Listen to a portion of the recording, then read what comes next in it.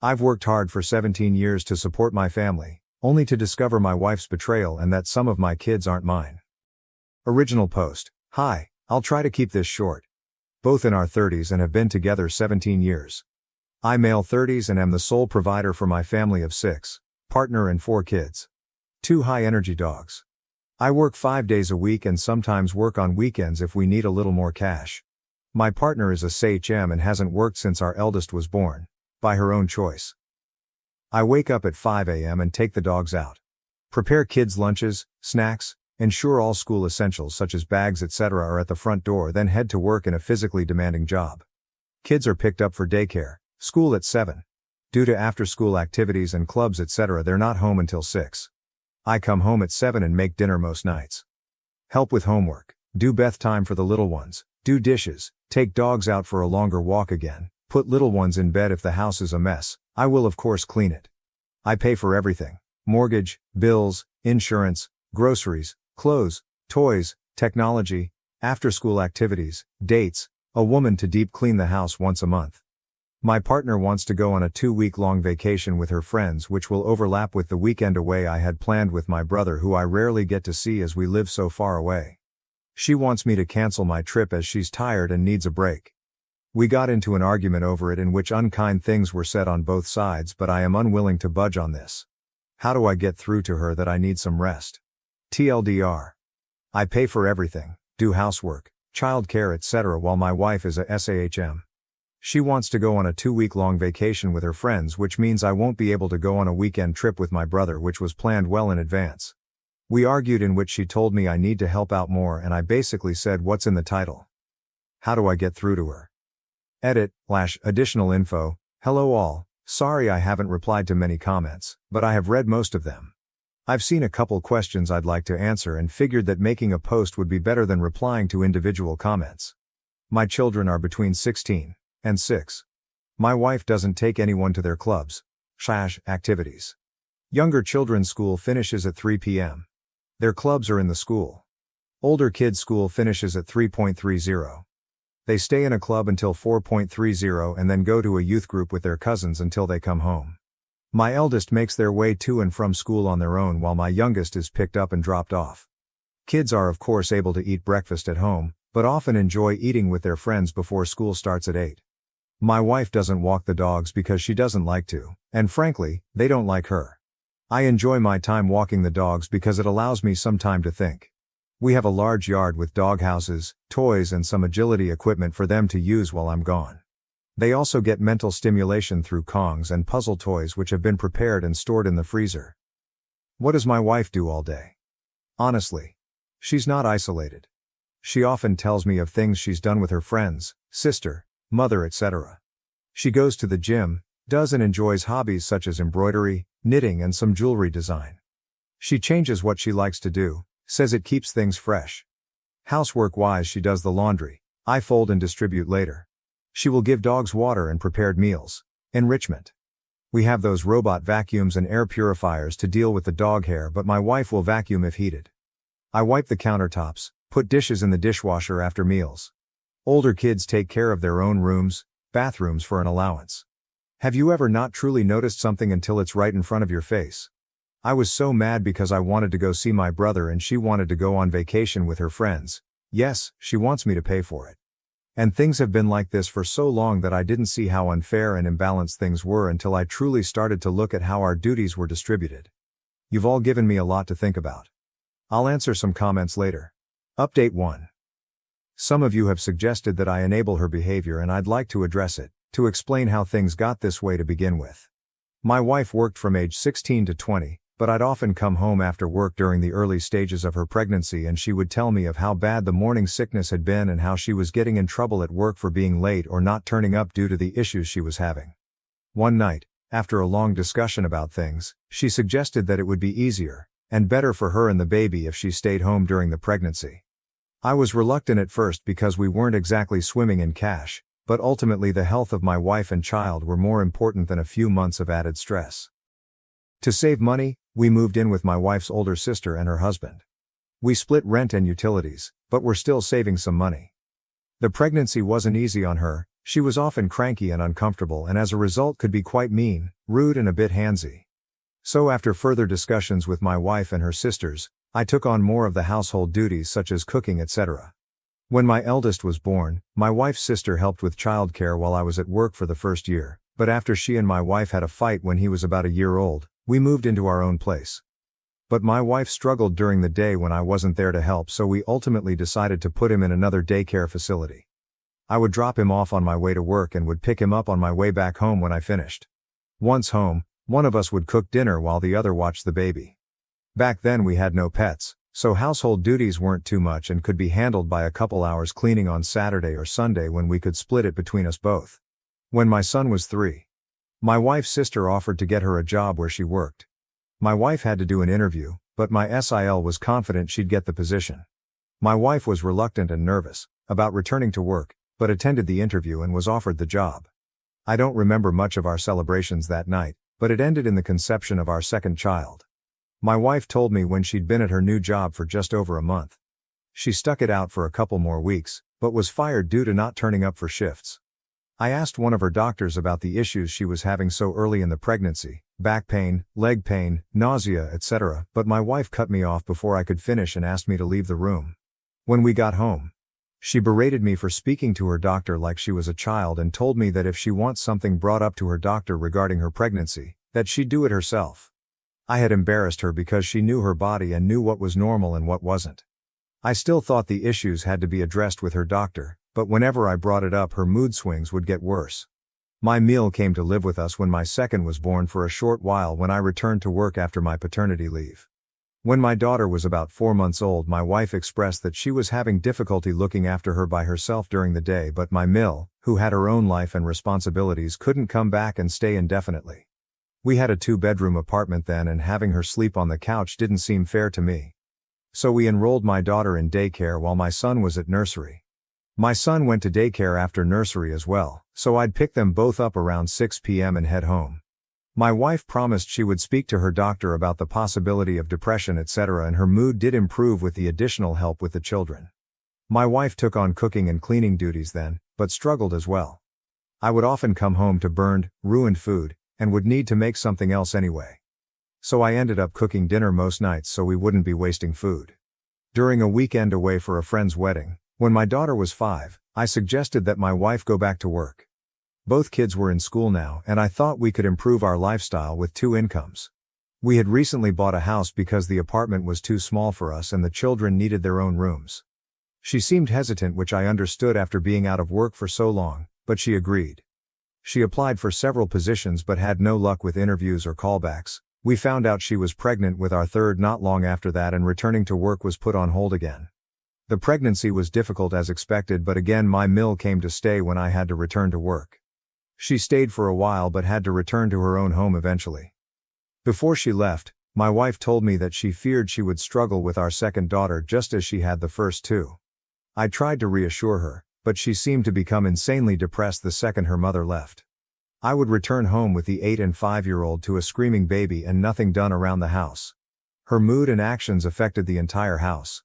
So reluctantly I put her second daughter in daycare as well, but I told my wife she had to talk to her doctor and that we'd no longer be having any more children. She was, and we had a huge fight about it. But I got a vasectomy and she accepted it. We've always used protection. My wife is on birth control and I always use condoms, but given that it had already failed twice for us, when my first was conceived after my 21st I was so drunk I don't think I wore one, our second after celebrating her new job, and our third at our friend's wedding. I didn't want it to happen again. But obviously the universe had other plans for us, and our third daughter was born 2 years after our second when we were celebrating a promotion I'd gotten at work. Obviously this is a brief summary of events and there have been several other moments through the years when I've suggested she go back to work, but I thought I'd try to provide further background for those who are curious about how we got to where we are. Someone asked if my wife has had a break recently. She has never taken 2 weeks away before, but she goes away a couple of times every year for weekend trips with family and friends. The longest she has been gone is a week. In regards to the dogs and why they don't like her, she doesn't like them. She thinks the mental stimulation I provide through Kong toys, games, puzzles etc. is unnecessary, but freaks out if their energy levels are too high. One is a German Shepherd which I was gifted for my birthday, and the other is a German Shepherd Malinois mix my wife brought home because she thought our GSD needed a friend. Yes, they have been to training and were originally in doggy daycare for the first couple years. On to the update. Update 2. So, as one of you suggested, I took a day off of work. I genuinely wasn't feeling too good either, but I intended to speak to my wife about the situation while the children were at school. Kids all left for school by 7-ish. My wife came downstairs at 11:45 and seemed very shocked to see me. She asked what I was doing at home, and I explained I took a sick day as I wasn't feeling well. The first words out of her mouth were, "But we need the money, you don't look that bad." I made a face, and she quickly asked what was wrong and asked if she could get me anything. I asked for water and we sat on the couch, but soon her phone rang and she went off into the kitchen to talk. She came back a while later and asked if I wanted to get something to eat, and I said we could make something from the kitchen. She said she wanted to go out and I said we could order takeout, but I wasn't in the mood to go out. The dogs had been sitting by the chest freezer waiting in the pantry for their lunchtime enrichment for 10 minutes now, and I asked if she was going to feed them. She flopped onto the couch and asked me to get it. I said no. She asked again, and I said no, again. She glared at me, but eventually got up and gave it to them. She asked me to take her out again several times, and I kept saying no. I was starting to get a migraine, which I told her, but she kept asking, suggesting we could go shopping, she could get her nails done and we could enjoy the day together. I refused, said we had something to talk about, and she said we would then go upstairs. She came back down 40 minutes later dressed up and said if I wasn't going to take her out, she'd go herself. I tried to get her to sit down so we could talk, but she blew me a kiss at the door and rushed outside without even locking it. While she was out, I took some of your advice and canceled the cleaning lady we have. I apologized to her, as I really did like her, but she was very understanding and I think we parted on good terms. She returned home at 8 p.m. and immediately asked where dinner was. I told her the kids and I had already eaten. She asked where her dinner was and I told her she'd have to make something for herself. She said she'd just order something and I told her no. This gave her pause and she looked at me like I'd just told her she had to starve. She said she couldn't cook and so told her I know she's perfectly capable of making something. We have plenty of food. It's not like she has to be Gordon Ramsay to stick a tin of soup or something on the stove. She left again, and returned 30 minutes later with McDonald's for herself, which set the younger kids off. Yes, they'd already eaten, but she walked in the door finishing her burger and drink with an empty bag and McFlurry tub. Our youngest asked why she didn't bring her any ice cream and my wife said Daddy said I wasn't allowed to. I did not say this, and I swear it took more strength than I'd like to admit not to yell at her in front of our daughter. When the kids were in bed, I asked her to sit and talk about the situation regarding our trips. She asked if I'd rescheduled with my brother and I firmly told her no and that I wouldn't be. I tried to have a conversation. I explained I felt our duties were incredibly uneven and that I'd like for her to take on more responsibilities with the children and the house. She argued that she does enough and I asked her to make a list. She put laundry down, feeding the dogs, making doctor's appointments and grocery shopping. And I brought out my own list with everything I've told you guys so far and added that I created the dogs' meals, she simply has to give it to them, I fold and distribute laundry, take kids to doctor's appointments and that the groceries are ordered through an app on her phone, delivered to the house and I put them away. She got up then. I asked what she was doing and she said she was going upstairs. I didn't argue. I didn't want it to resolve an argument and wake the kids up. She was visibly shaking with anger. A while later I went upstairs as well. She was on the phone to someone and when I entered the room she demanded I leave and go sleep on the couch. I refused and climbed into bed. She hung up the phone and demanded again that I sleep on the couch and again I refused. She grabbed me and physically tried to drag me out. That resulted in a fight and I ended up sleeping on the couch because she was going to wake the kids up again. The following days were much the same. I have stopped folding and putting away her laundry. I do it for myself and the younger kids and my two oldest take their piles and put them away themselves. I still cook for the kids, but have told my wife that she has to make her own meals. Petty, I know. I think my eldest heard us arguing because he asked if he could take the dogs out for a couple walks with his friend during the week. He hazes, and he says he's enjoying it, but I think he and my wife had an argument the other day because he's been very distant with her and things just feel off. He's asked me about 3 times if I love him. Or course I've told him there is nothing he could ever do to make me not. Yes, I've tried to talk to him about it, but he doesn't want to talk yet and I need to respect that. I think pushing him could be a mistake. Thursday night my wife asked if we could have a drink as I had to leave on Friday to see my brother. I had one, but honestly it went right to my head and honestly just wanted to sleep. She kept trying to initiate sex, but I wasn't in the mood. I woke up Friday morning and my wife was gone. So was her suitcase. I've texted and called, but there's been no answer other than a text telling me we'd talk about it when she's back. She ignored me and went on her trip regardless, and I am furious. I have left her some cash in the bank account. She has the card too, but have removed everything else into another account. I had to tell my brother why I wouldn't be coming to see him, and he arrived here on Saturday with my nephew and 2 nieces. The house is very full, but honestly it feels more open than it has in a long time. The kids seem relaxed and so do the dogs. I don't know what will happen with my wife, but I am done. I can't afford a lawyer right now, and unfortunately I don't know anyone who could give me a deal or do me a favor, but this marriage is over. It should have been a long time ago. TLDR. Wife and I talked, had an argument, she went on trip regardless, and my brother is here with his family. This sub only allows one update, so if I post anything further it will be on my own profile. Relevant comments. OOP on if his wife might have undiagnosed health problems including PPD. OOP. I spoke to her doctor about the issues she was having because she would not. He asked her what was happening, how she was, and she would say the pregnancy was fine. She was having no issues, yet at home all I got was how hard things were, how ill she felt, how sore she was. Screaming, yelling at me. I went to bed because I am 6.5 and work a physically and mentally demanding job. It is not good for my body to sleep on a 2-seater couch. I wanted to sleep as I had work in the morning. She escalated and got physical, not me. She made the argument worse, not me. Undiagnosed PPD?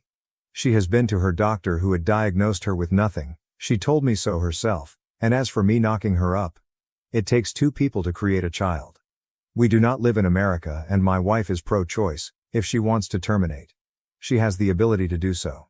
I told her after our second was born that I didn't think having more kids was a good idea, and she insisted. I said the same thing after our third and after my vasectomy, and she lost her mind. Let her go on vacation and feel like herself for the first time in forever. Did she not feel like herself when she went on multiple weekends away last year with her friends? Does she not feel like herself when she's hanging with the girls for lunch dates throughout the month? Do you know the last time I saw my brother in person? Before the pandemic. He is here to support me. If you want my wife to go on vacation so I can't, then it's perfectly reasonable that my brother can come to the home I pay for when I need him. Are you my wife? Update 3. I'm not going to add this to the post as it's already long enough. Please excuse any spelling mistakes as I'm so tired. Thank you all, but I'm not in America. I know a lot of you have suggested I message her telling her I'm going to divorce her, etc., but I think I'm going to play it cool, act like I've accepted her decision so she's not on guard. I know she said something to my son, but he won't tell me what it is, and I feel like if I push him to he might not ever, but my nephew and him are hanging out a lot. They're close despite not seeing each other much, so I'm hoping he might confide in him and maybe open up. I'm not just letting this go. We will talk, but I don't want to push him too much. I am not a lightweight. I can drink. But I have been exhausted, and I mean very exhausted for some time now, and I think that maybe that's why I passed out after having 1 drink. But I would be lying to myself and to you if I said I wasn't suspicious. I am suspicious a lot now. I swear, I'm not an idiot, but I really feel like one now. Some of you have suggested that I get the kids' DNA tested, especially my youngest, and while I know that this is likely something I'll have to do, it breaks my heart to think that they're not mine.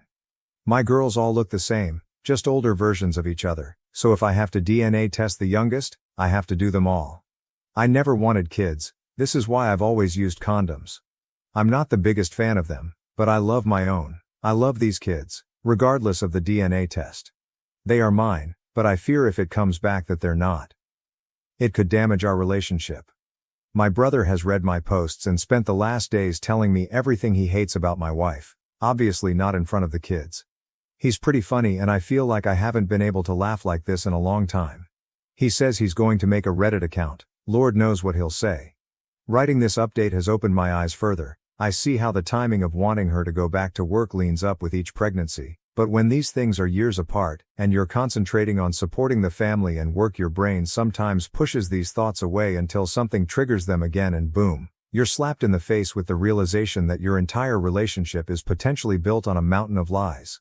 She has her phone and iPad with her, so I can't check any of that. But I'm going to be going through her stuff. Is it in envisioning privacy? Likely. Do I care right now? No. I feel like I've wasted the majority of my life, the good years, and that feels horrible to say when I have 4 kids. I promise I don't mean that they're a waste. As I said in the post, this marriage is over. I am done. My kids deserve better, but I won't be alone when I confront her. As I said, she can get handsy, and no, I have never retaliated, and I don't want to be put into a position where I need to. I thank you all for your comments, your insight, your kindness. I know I haven't replied to many comments at all, but don't really have time to do so when there are so many, but I am trying to respond to DMs as that seems like the easier thing to do. I want to ask my Sil what actually happened with my wife and that job. But I don't want her to know I'm suspicious. My Sil is a kind woman, but she is my wife's sister, so her loyalties lay with her, I suppose, and I don't want to alert my soon-to-be ex. Does anyone have any ideas how I can do this? Seems odd to bring up a job my wife had for a very brief time years ago. I wish you all the best. Relevant comments. OOP on the accusations for not respecting his wife's needs and wants. OOP, how do I not respect her needs, wants? I pay for everything and do the majority of the child, pet care and housework. I have not gone on vacation in years because I was providing for my family. I have given her everything she's wanted for the past 17 years, and she couldn't give me a weekend with my brother. Why couldn't we both go on vacation? Because I don't randomly have the money to fund 2 weeks away for her. I can't just up and leave my 16-year-old to look after 3 younger kids and 2 high-energy dogs. I couldn't take them with me because that would mean multiple plane tickets and accommodations, food etc. for them, as well as dog sitting. Boarding for the dogs. New update. Hello all, I'm sorry it's taken so long to update. Things are not good. While this update will be small, I will try to do a longer one when things are a little better. Yes, we are separated and will be getting a divorce. My FIL has graciously offered to help. It's taken me so long to update because, as most of you already knew, some of the children aren't mine. My eldest son is mine, my 3 daughters are not. I found out not long after my first update. And while I thought I could handle the news clearly, my body couldn't and I had a heart attack. Thankfully my brother was with me and called an ambulance. I am recovering, but Jesus Christ scared the shite out of me and my family. As some of you may remember, when my ex left for vacation, I took the majority of the money out of the account she used but left some as I didn't want to leave her stranded. That money, about $500 or so, was gone in a few days. She used her own money that she's been making from OnlyFans to fund her trip. Yes, I'm serious. She has only a fan account. My son had offered to take the dogs out for me during his lunch/free class time and walked in on his mother making content. In the living room. She told him that I wasn't making enough money for the family to survive and that she had to be the only fan to help support us. She told him I was ashamed and embarrassed and that I would be very unhappy and hurt if he mentioned it. She told him that doing so could ruin our marriage and could lead us to divorce. My in-laws know everything, as my brother had to call them to help watch my kids while I was in the hospital. My FIL is furious and my MIL is just devastated. She keeps apologizing to me, like she's the one who betrayed me. My ex moved out. She tried to make me leave so she could stay in the house with the kids, but after a conversation with her father, she's renting a place. My eldest daughter and my son know the girls aren't mine. My ex told them after they said they didn't want to go live with her at her new place. My mill was with them at the time and, according to my daughter, began screaming at my wife for her behavior. My youngest 2 don't know yet. But they will. This isn't something I can keep from them forever. They already know that something is up. I've cut my hours back at work and have been able to work from home. It's obviously a desk job for now, but I am thankful to my boss for working with me on this. I came home to find out that my mill and one of my sills had cleared out my wife's hobby space and made it an office den for me. I am very grateful for their support during this. I know it can and be easy to take the side of your daughter, sister's ex-partner during a breakup, but I appreciate them. While things aren't great by any stretch of the imagination, I feel strange. Things seem calmer without my ex in the house. There seems to be more laughter around, and even the dogs appear more at ease. But I am so angry, which obviously isn't good for my heart. I've wasted a huge chunk of my life raising kids that aren't mine in a marriage that was messed up from the beginning. Now please, don't take what I said as me saying I regret my girls. I don't at all. They are smart, beautiful, cheeky little weirdos in love with all of my heart. But the betrayal stings. The fact that I've been working my ass off for years and she's been making thousands on OnlyFans and been keeping it to herself stings. I am ashamed, humiliated, embarrassed, angry, relieved. It's a mess of emotions in my head. But I know I'll get through it. Hopefully, I need to for my kids and dogs. If you have any questions, I'll try to answer in the comments. Fiancé proposes with a $38 Temu ring. Now I'm wondering if I should marry him. Am I the asshole for wanting a better ring and questioning our future? Original post. My 27F fiancé, 29M, proposed to me a few weeks ago. It caught me completely by surprise, but we've been together for 3 years and things have been going great. So I was really excited and said yes. I really liked the ring when I first saw it and my friends and family all think it is stunning. It's an oval cut with diamonds across the band. I asked where he got it and he wouldn't tell me where, but that he got a great deal on it. I didn't think anything of it until yesterday when we were in bed and I asked him if it was diamond or moissanite mainly out of curiosity. I don't have a preference BTW. He said he didn't know and would have to look it up. When I glanced over at his phone, he was in the Temu app. I asked him if he got it from there and he didn't respond. So I asked again and he responded with something like, "Does it matter?" and left the room and ended up sleeping on the couch. I spent all night so confused. Today I decided to download the app and look up my ring and I found one that looks identical. I found the exact ring and it listed at $38. I am mad. He makes good money, $200K/YR, and I feel like he could have shelled out some money for a ring better than one on Temu. AITA for telling him I don't want it? OOP's comments. OOP's thoughts. Okay, I'm not mad that the diamonds are not real. But I worry about the quality of the ring because I imagine my engagement ring to at least be sturdy. It's fine for now, but I have a hard time believing it'll last longer than a year if it's $38 on Temu. Commenter. NTABC, that thing might turn your finger green. He's lucky you don't have a sensitivity to fake metals like some do. He makes good money but bought a $38 ring. Is he cheap with other things where this discount shopping isn't a new thing for him and he's just an all-around penny pincher? My first thought was, did he not spend the money because he doesn't want to expect this to last? OOP. Yeah, let me provide some more context. Really, he's never been overly frugal. I'm probably more frugal than he is. Neither of us are huge spenders, but we each make enough to not have to strictly budget or anything. We have our own accounts and split rent equally. I know he has at least $100K across his savings investment accounts. We go out for drinks a few times a week and we'll go to concerts together and whatnot frequently. We travel a few times a year and stay in basic accommodations. Like our DoorDash the other night was $40. My ring costs less than DoorDashing dinner. Commenter. You are NTA, but what we all really want to know is whether or not you would still marry him if he replaces the ring. OOP. The responses to this have made me even more confused. People saying it could be a loyalty test, that he doesn't want me to be able to sell it if we divorce, or that he doesn't plan to be with me for long. I have a pit in my stomach. I haven't considered breaking things off, but that was before I wrote this here. I was thinking maybe he was just not thinking or rushed getting the ring, or maybe he genuinely thought he was getting a great deal on a high-quality ring. I'm not sure at this point. I plan to confront him when he gets back from work in a couple hours. The ring itself. The response to this is just absolutely insane. Sorry, I'm having a hard time keeping up with responses. A few of y'all want to see the ring, so here it is if you want to look it up. I'm still waiting for him to get home. Seller, LVZ Gem. 1 CT moissanite ring, women's wedding band suitable for banquet party official occasion, holiday Valentine's Day proposal. Engagement wedding gift anniversary. Gift birthday gift with certificate. I guess it technically is moissanite? Update post.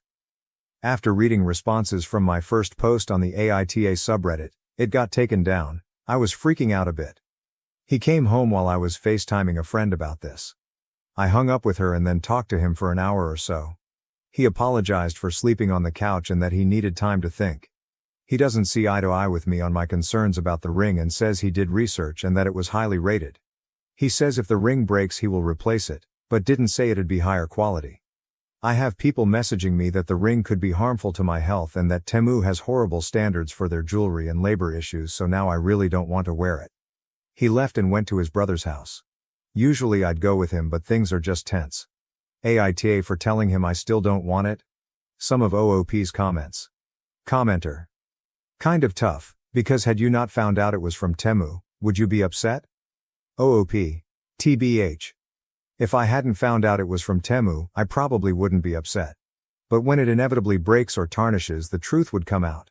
Now that I know, it has completely changed how I feel about the ring, even if it aesthetically doesn't look too bad. Commenter. Did this come as a shock, or is he normally cheap and thoughtless? OOP. He's not normally cheap or thoughtless. He's genuinely a great guy, which is making this harder to navigate.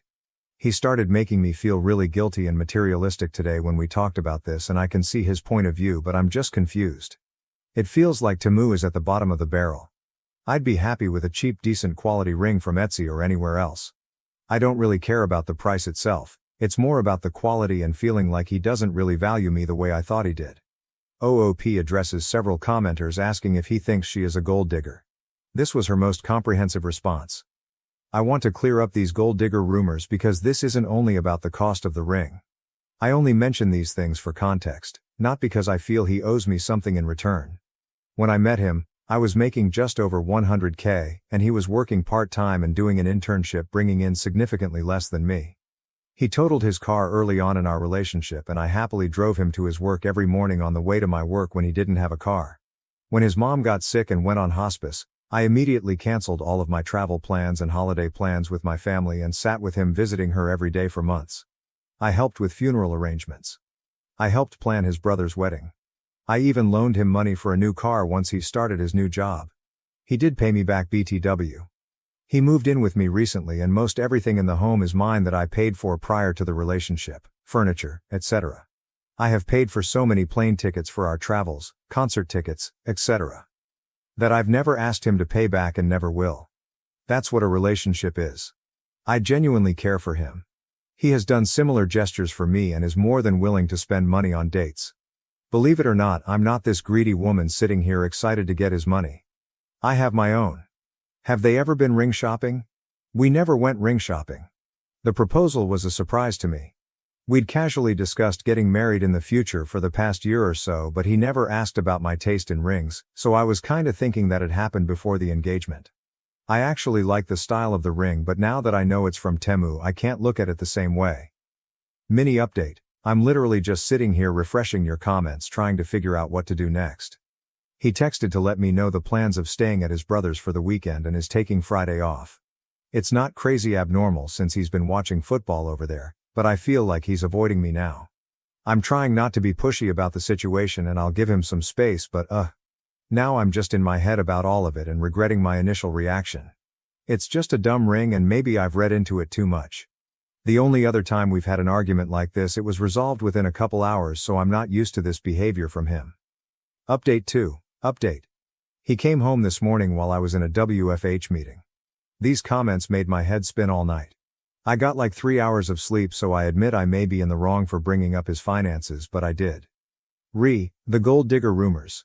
When we met, I was making more than him and often paying for his things. His high-paying job is a recent development. I have my own money and don't need it. I asked him what was going on, if there was anything he needed to tell me, if he was testing me by doing this. Well, that really set him off. What kind of person do you think I am? You think I'm a cheapskate, a liar? You obviously think really poorly of me. But still, he never gave me a reason. So I asked why he was deflecting every question to victimize himself and to avoid my questions. He tried to leave again. So I tried de-escalating and told him I see where he's coming from, but I need to know if he still loves me. He was immediately apologetic and still wants to get married. He said I can just pick my ring out and buy it with my own money. He said he's sick of talking about this and it's water under the bridge now. He's acting like his normal self again since this convo. I hear him out there skipping around and humming to himself all happily, and it's actually pissing me off. Maybe I'm being dramatic, but I don't think I can handle a marriage with someone like this. $10K and boyfriend wanted a car, but after a big fight, I spent it all. Now he's angrier than ever, and I don't know how to confess. Original post. He's a full-time student who works part-time in the summer. I have a full-time and part-time job. He studies a lot. We live together and mostly live off my pay while he stretches what he makes in the summer. Neither of us have ever owned a car because it isn't necessary where we live. We both walk or take the public everywhere to save money. In the morning we stop at a corner shop shortly before splitting up for the day. He buys cigarettes and coffee. I buy fruit for my lunch and, on the weekends, lotto tickets. He always makes fun of me for paying the stupid tax. But I figure my indulgence is cheaper and doesn't come with lung cancer. Sometimes I jokingly tell him not to expect a penny when I win. The day I won he answered me with fine, keep it all. It's not like I'm crying over a penny of nothing over here. I showed him I'd won. He stared for a bit and then dismissively told me I'd probably spent more than that on tickets. In response I asked what I should blow his half on for myself. I was honestly joking at the time, but he suddenly became angrier than I've ever seen him, and I didn't want to admit I'd been kidding because he was so pissed off it pissed me off. He wants a car, and I don't. He keeps trying to steamroller me, so I'm refusing to share the money. In honesty, I'm willing to spend or save the money for us, but I don't want a car. I won't use a car and it will keep costing us money in parking and maintenance. After weeks of him sulking and lecturing me about his entitlement to the money, he took me to a car lot and tried to embarrass me into going along with him in front of a salesman. I threw a tantrum after we left without buying anything, and I went to my mom's and paid our rent up to the end of the year and donated the rest to charity. He doesn't know. I fucked up and don't know how to come clean. Teal doctor, I haven't told my boyfriend I spent the money I won because I was upset he was being a dick. He's already angry at me. What should I do? Top comments. Comment 1. I fucked up and don't know how to come clean. I don't think you fucked up at all. Comment 2. Me neither. You spent your money buying the tickets, it's technically your winning money. It's not like you're married, that'd be a little different. He's just mad that he didn't support your buying the tickets in the first place, so now he looks entitled. I think you spent the money very wisely. Plus now he doesn't have to worry about rent. He better not complain. Comment 3. Agree. The only way this would be a fuck up is if OP has a tax bill coming due to the winning with no funds, anymore, to pay it. OP. No. I rounded down to $10,000 because I was counting after tax and a celebratory dinner. Comment 4. All in all, OP, you sound like a very level-headed person. Your boyfriend, on the other hand, sounds like a huge jerk. Why are you with someone who treats you like that? Comment 5. You paid up rent for both of you, or just yourself? OP. It's my place from before dating him. I never ask him for rent because it cost me the same either way. Comment 6. Just to be clear, he's living rent-free and you share finances, meaning you pay for everything unless his part-time job gives him enough hours. And he's demanding more money from you? Comment 7. I think you should seriously consider everyone's responses. Your boyfriend does not sound like he's respectful or appreciative of the effort you put into your relationship. That said, do you mean that your dad gave you money when you turned 18 so you could get yourself out of an abusive situation if you had to? Because that's the first I've heard of a parent doing that, but it's seriously an awesome idea. I know a few women who keep saving specifically because they want to have insurance in case of a bad situation, but never a parent initiates that sort of savings. If I ever have children, I'm totally stealing that idea.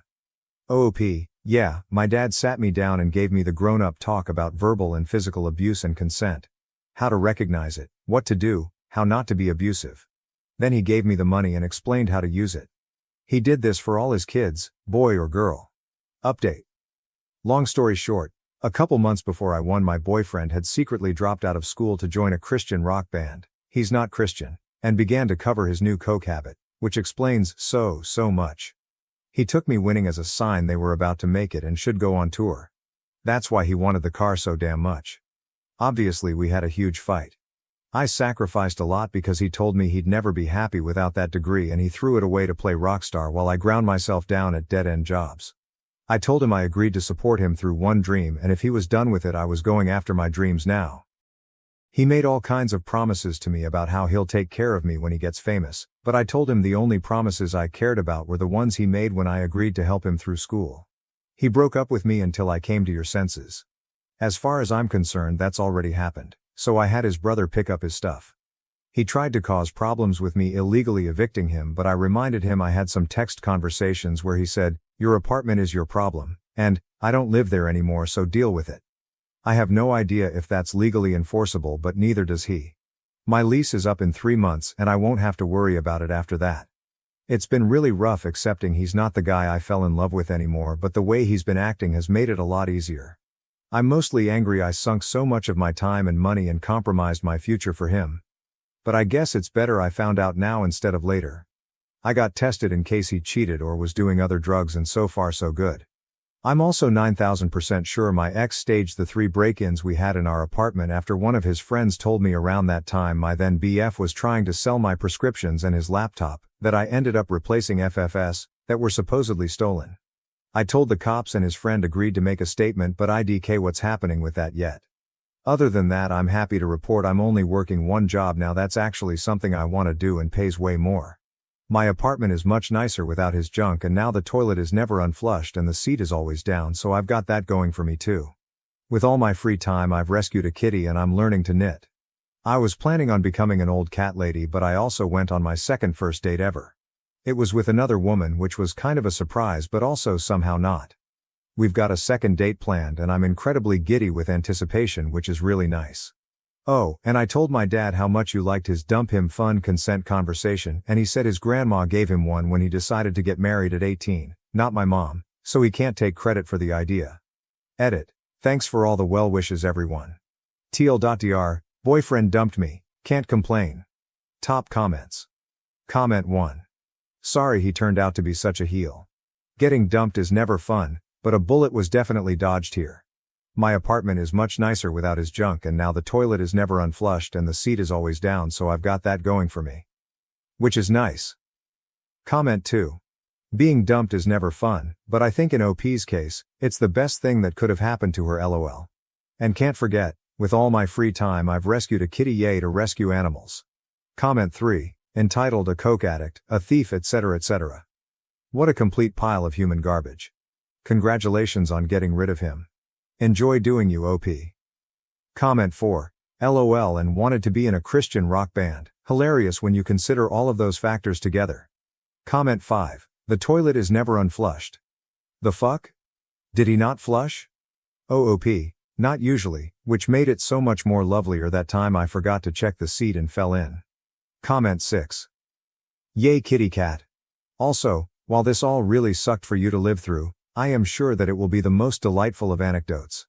Dropped out of school to join a Christian rock band is just about the dumbest life plan I can think of, especially given the general state of the music industry as a whole and of Christian rock in particular.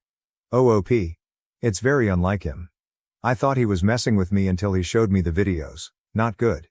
IDK, if coke explains all of what's going on, there may be other drugs I don't know about. He's not the same as when we met, I know that much. I posted an update to RR's relationships after asking for advice, and someone recommended I make sure I can't get in legal trouble over the situation. I live in CA and have had my apartment for 4 years. My ex lived with me for 3 years. He never paid rent or was on the lease. My landlord knew he was there and he got mail there. My lease is up in 3 months and I'm planning on moving. He left willingly, and when I texted him about some damage he'd done to the building that he'd promised our landlord he'd fix, he sent me 2 texts that I kept copies of saying, "Your apartment is your problem and I don't live there anymore, so deal with it." He sent his brother to my place to pick up some music equipment, and I had his brother take all his stuff with him. My ex texted me angrily about how I couldn't just illegally evict him, but backed off when I sent him screenshots of the texts. Also, the police are currently investigating him for 3 break-ins to my apartment when he lived there, based on one of his friends making a statement that he tried to sell him my prescriptions and his laptop around that time. I don't know if that's relevant. Could he cause me any legal problems? Family and fiancé pressured me to reconcile with my dad, who left for his new family, but I refuse. Now I'm left feeling isolated.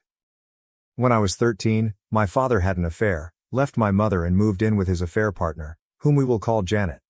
My sister and I used to see him every weekend, and I have to confess that he was a decent father, but I never liked Janet.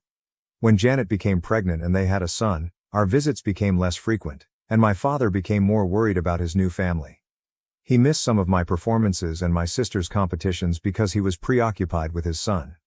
Janet chose to relocate when I was 16 years old in search of a better job. My sister and I begged him not to leave, but Dad simply responded, "I need to prioritize my family." He moved 10 hours away, which effectively destroyed our relationship. I decided to maintain no contact because it was evident he did not consider me family. My younger sister remained in contact with him. He would try to call and invite me to visit my sister, but I refused. When he returned to see my sister, I refused to talk to him when he arrived at the house. I did not invite him to my high school or college graduation. I'm now 33 and have had no touch with him. He has tried to contact me several times over the years, and his family has reached out on his behalf. I've avoided family gatherings in case he attends, such as my sister's wedding and baby showers. My father and his family returned to our hometown 3 months ago, and he has been tireless in his efforts to reconcile. My half-brother and sister have both expressed interest in a relationship with him, stating that he is an excellent father. My father found out I'm getting married and has been attempting to contact me, even speaking with my fiancée. Janet messaged me, stating I had continually broken my father's heart, that I am sad, and that I should get therapy. I reacted, calling her a expletive, and then blocked her. Everyone seems to be urging me to accept him back into my life. I'm weary of being harassed and unintentionally running into my father and his family in town. Whenever I see them, I simply walk away and refuse to speak. People keep telling me he's a decent father who did his best to stay in touch, but I pushed him away. The pressure is immense. My mother, sister, grandparents, aunts, uncles, and even some friends all insist that I reconcile. Even my fiancé has begun to question my decision to exclude him. Update 1. I recently chatted with my fiancé and regrettably things didn't go well. I've had enough and want to run away. My fiancé, whom I will refer to as Larry, is aware of my background with my father and Janet. I stated that his siding with my father and pressing me was harming me, and that as my fiancé, he should be supporting me. Larry informed me that he cannot support me in doing anything that he believes is bad. He said he spoke with my father, heard all sides of the story, and believes we can resolve things if we sit down and chat. I told Larry I didn't want to communicate with my father and asked why he was talking to him. Larry revealed that his father, who is acquainted with my father, pushed him to contact him. He then informed me that my father adores me and has always wanted to be a part of my life. He even has images of me, which I believe he obtained from family because my social media is private. Larry stated that my father is heartbroken over our estrangement and that I was unfair in asking him to move away when I was young. He also claimed that I started off on the wrong foot with Janet and that I was not to blame for the relationship's failure. Finally, he informed me that everyone can see the truth except me, and that I should look in the mirror since I am the problem. Needless to say, I burst out crying and asked him why he was doing this to me and not supporting me. Larry claims to love me, but he won't stand by and let me be a cruel expletive. After he said this, I stood up, told him that he shouldn't marry a cruel expletive, and left. I am currently sitting in my car and my phone is blowing up with Larry attempting to call me, but I do not want to speak with him. I feel as if I'm losing everything and everyone, and I have no idea what's happening. Update 2. I know many of you are encouraging me to break off all contact with my family and leave town, but it is not an option for me financially. I wouldn't be able to start my business somewhere because I've invested all of my money in it and have only recently generated a consistent revenue. Relocating is not viable. I adore my friends and family and don't want to cut them off. I grew up in this town, and I'm not ready to leave. I did not intend to write another report so quickly, but a lot has transpired today. First, I agreed to meet with my father to discuss and persuade him to back off and leave me alone. I requested my mother to arrange it for him and no one else. I wasn't sure he'd agree, but within 15 minutes of her calling, he was at the door. I requested my mother to stay and mediate. To paraphrase the talk, my father is in therapy and invites me to join him for family sessions.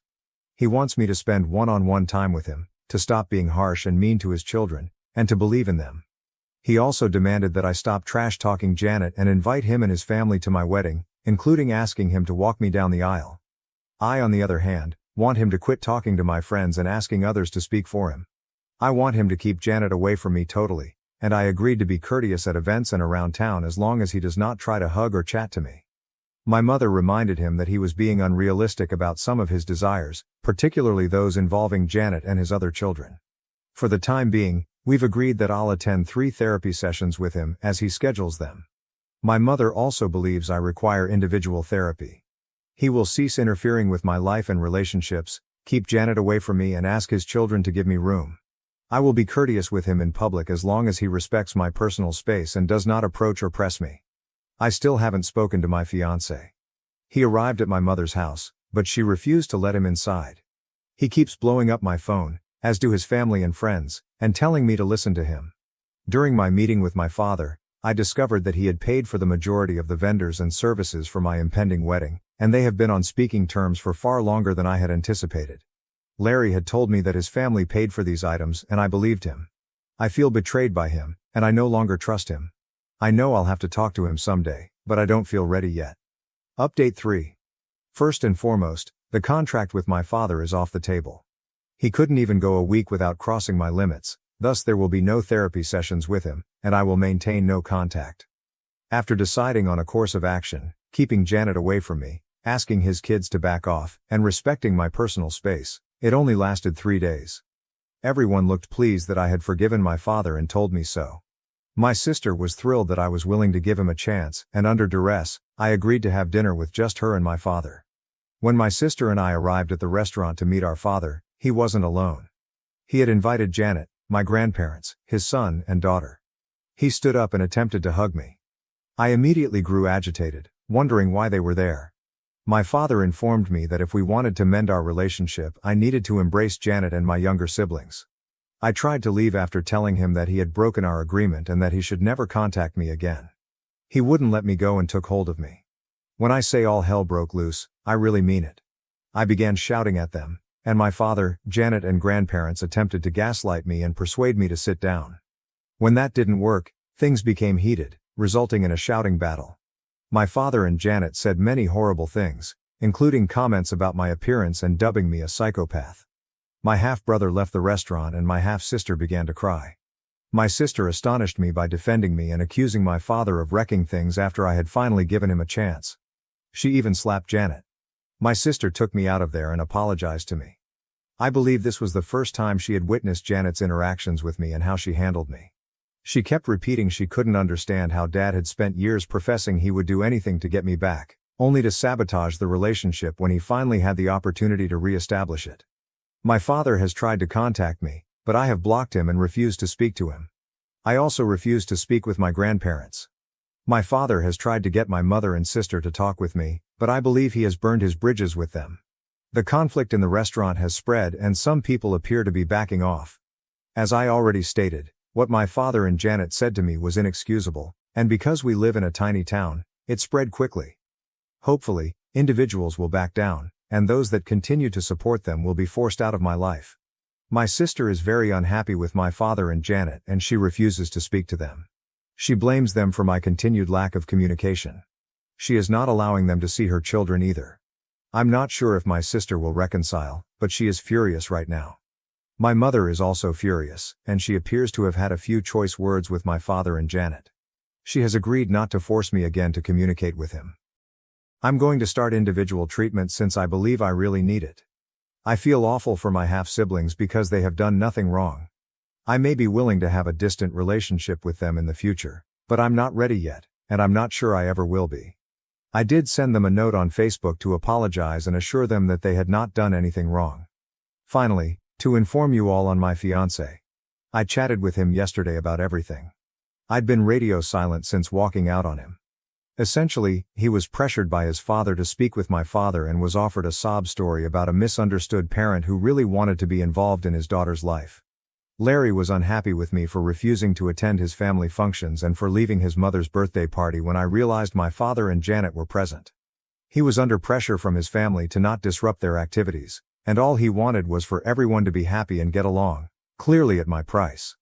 Larry said that my father had paid for some of the wedding suppliers, but he didn't realize it until after the event was over.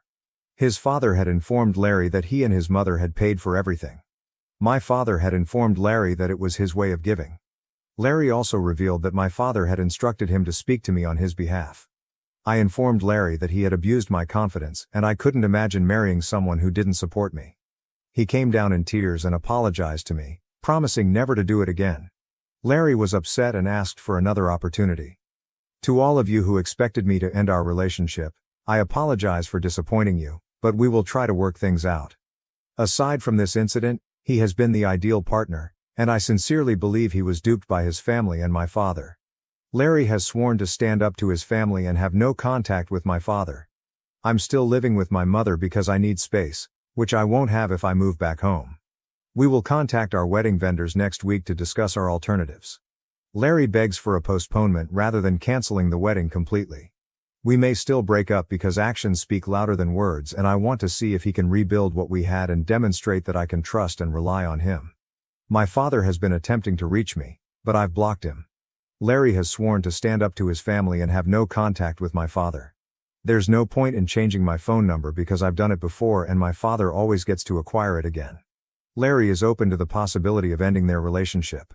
I'm giving him an opportunity to show me that he means what he says. I always felt I had a good relationship with Larry's family, but I was definitely mistaken. I'm not asking him to have no contact with them, that is up to him, but I will absolutely separate myself from them. Any additional occurrences will result in no contact. If we are still together and have children, I will not trust his family with them. Update 4. I've cancelled the wedding. I was able to receive some returns, but I lost some money. Larry begged me not to cancel the wedding, but I couldn't marry him after what he'd done. I was determined to give him another chance, and he promised me he would maintain low contact and stand up to his parents, issuing an ultimatum that we would not allow any communication with my father and Janet. He agreed that we would not attend any gathering or party to which they were invited, and that we would not allow any attempts to force contact with my father. Larry met with his family to explain the situation, but when he returned from the discussion, he was agitated and appeared to have changed his mind. He tried to persuade me that his family only meant good and that he couldn't avoid touch with them because he loves them. He also stated that he couldn't control their friendships and tried to reassure me that it wouldn't be an issue in the future. He claimed his father would speak with my father and ensure he acted appropriately in my presence. As soon as I heard this, I started thinking about the remarks I'd read. The primary one is that if we had children, Larry might take them to his family, which includes my father and Janet, and I would have no control over it. At that point, I understood I couldn't trust Larry and would never be able to. I broke up with him.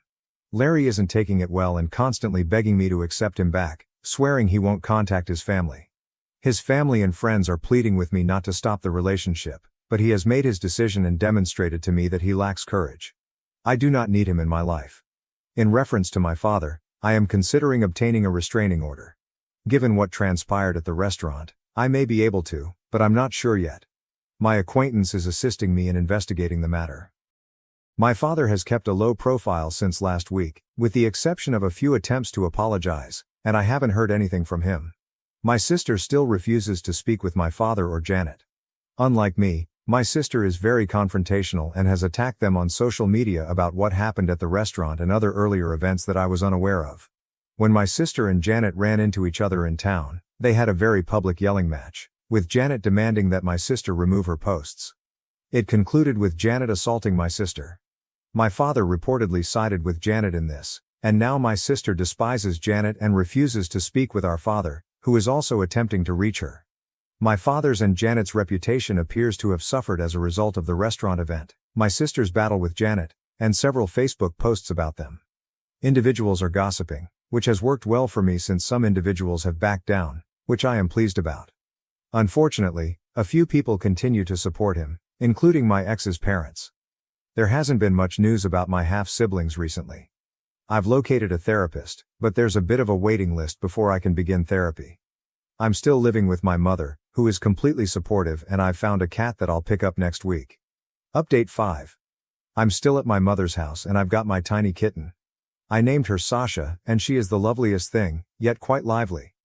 I'll try to take pictures for people who request them, but she won't stay still long enough for a decent shot.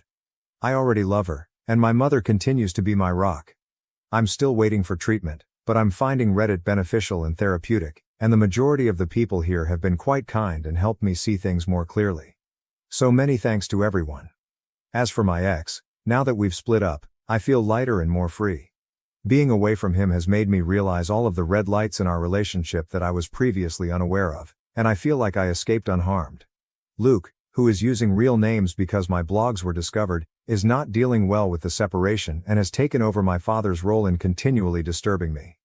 If you read this, Luke, we're done, and I won't change my mind. So stop phoning me, coming to my house, or sending me flowers. I'm moving on, and you should too. My sister, Emma, is still on my side and has moved on from Janet, the step-monster. My sister informed everyone about Janet's affairs and they are no longer communicating. Janet is still trying to preserve face, claiming my sister is lying and telling everyone that we are the worst and have treated her terribly throughout the years, attempting to ruin her marriage. I don't think anyone believes what she is saying. Janet has sent hateful mails to both myself and my sister. When we ran into her, she yelled at us and threatened us. My sister's car has been keyed and my store windows have been broken. Unfortunately, we can't prove anything, but she's the most likely suspect. My half-siblings are undoubtedly my father's children. They were tested years ago when she was a baby. According to what I've heard, they're not speaking with Janet at all. My father seemed to have grown a spine and kicked Janet out. She is currently living with her parents, according to what I've heard, and he is considering divorce. I haven't spoken with my father since he apologized for everything in a text message. Regarding a restraining order, I'm more concerned with obtaining one against Janet at this time. I have cameras, but you can't tell if it's her due to the angle. I'm getting fitted for better covering. The damage is already done. My father had a chance to make things right with me, but he squandered it. I just want to be alone and get on with my life. Update 6. My father and Janet are still together. They split up for a period but are now back together and maintaining a united face, despite the fact that she is a cheater. Apparently, they tried again for the sake of their children. Strangely enough, my father and I are in a better place. We text periodically and are friendly when we see each other. He has ceased pushing for a relationship and is now respecting my space. We can now be in the same room without generating a commotion, and we've even had the occasional coffee together, which to be honest, is all I ever wanted. He even provided me with my education fund without any restrictions attached. My step-siblings and I have begun to communicate and follow each other on social media. My stepsister occasionally comes to my workplace to assist. I knew they were not to blame, and I was being unjust to them. They are still furious with their mother, but they have to live with her. They're giving her the quiet treatment, as far as I can tell. I still despise Janet, but at least she isn't bothering me. Unfortunately, I was unable to obtain a restraining order against her owing to a lack of proof. I avoid and do not speak to her, and I believe my father has warned her. My sister is conversing with our father again, but she despises Janet and would not have anything to do with her. She goes out of her way to exclude Janet from everything she can, and my sister and I have become closer. As for Larry, we are not and will never be back together. He hasn't entirely accepted it, but things have settled down and I'm no longer hounded as much. He still wants to get back together, but I am not interested. His friends and family will come to accept this. He believes that because things are better between my father and me, I would soften and forgive him, but I can't trust him. As for me, I've started treatment and am working through my issues. I've recognized that my relationship with my father was not entirely his fault, and I share some of the guilt. I spent my life behaving as if he had abandoned me while in reality I had pushed him away. My business is doing great, so I'm just focused on myself right now. Husband wet the bed, threw a tantrum and is now refusing to speak to me after I told our daughter the truth. I'm feeling confused and isolated. This morning, I, 28F, woke up because the sheets I was sleeping on were damp. I believed our 6-year-old daughter had been in an accident, but to my amazement, it was not her. My husband had wet the bed. After showering, I woke him up and informed him what had happened. He initially denied it, but eventually acknowledged he had peed the bed. He sprang out of bed, horrified, and began ripping off the blankets. Because our kid was still asleep on the opposite side, he couldn't get them off, which I found amusing. He became angry and told me it wasn't amusing, so I stopped. The only thing his yanking off the sheets did was wake up our daughter, who was perplexed and inquired what was going on. He didn't say anything and kept fumbling with the sheets. When he didn't respond, I informed her that he had wet the bed. He froze and gave me an odd expression, like if he was about to cry or something. Our daughter inquired why he had soiled the bed, and because he was still silent, I calmly explained that accidents do happen. He just stood there, staring at me with a lethal expression. I am not exaggerating when I say he looked at me with utter hatred. I've never been terrified of him, but for a moment, I thought he was going to hit me. Then he dropped the bedding on the floor, exited the room and locked himself in the bathroom for nearly 45 minutes. When he came out, he quickly changed and went, saying, "You can take her to school." He did not even look at me. I was annoyed by his behavior, but I let it go since I didn't want to dispute with him when he was in such a foul attitude. However, when I returned home from work, he was still brooding and ignored me. I was still annoyed by his conduct, so I told him to get over it. That wetting the bed wasn't the end of the world, and stop taking it out on me. At this point, he accused me of humiliating him in front of our daughter. I thought that claim completely ludicrous on so many levels, so I furiously reminded him that he disgraced himself by wetting the bed, not I. He did not take it well, shouted at me and walked off to his computer.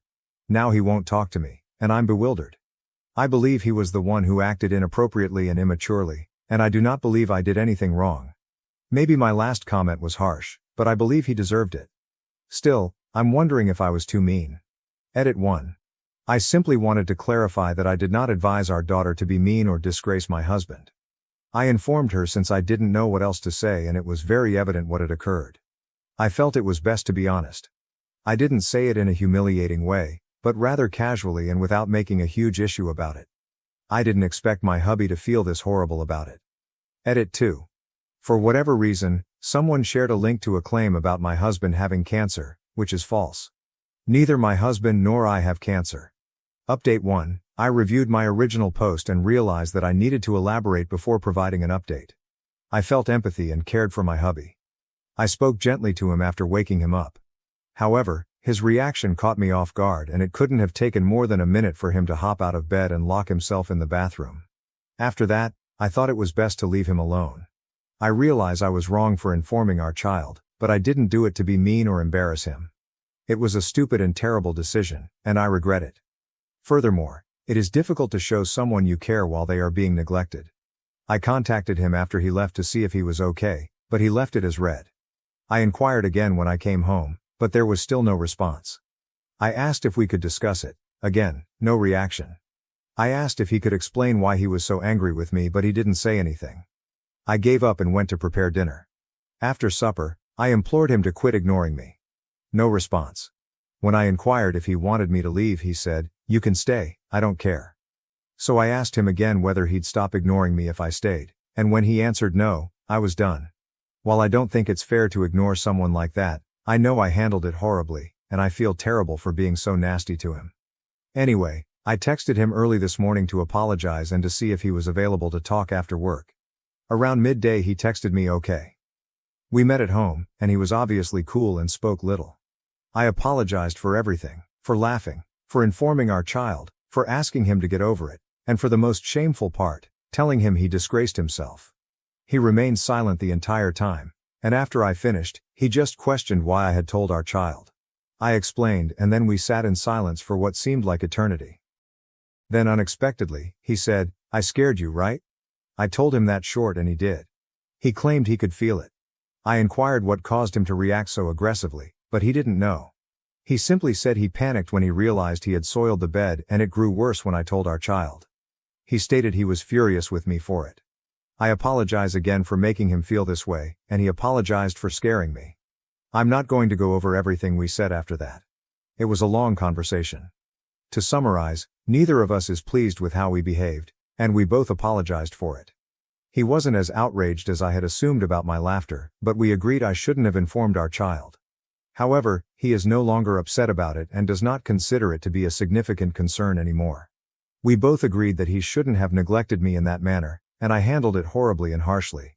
We have accepted each other's apologies, but I still feel guilty about being so rude to him. Update 2.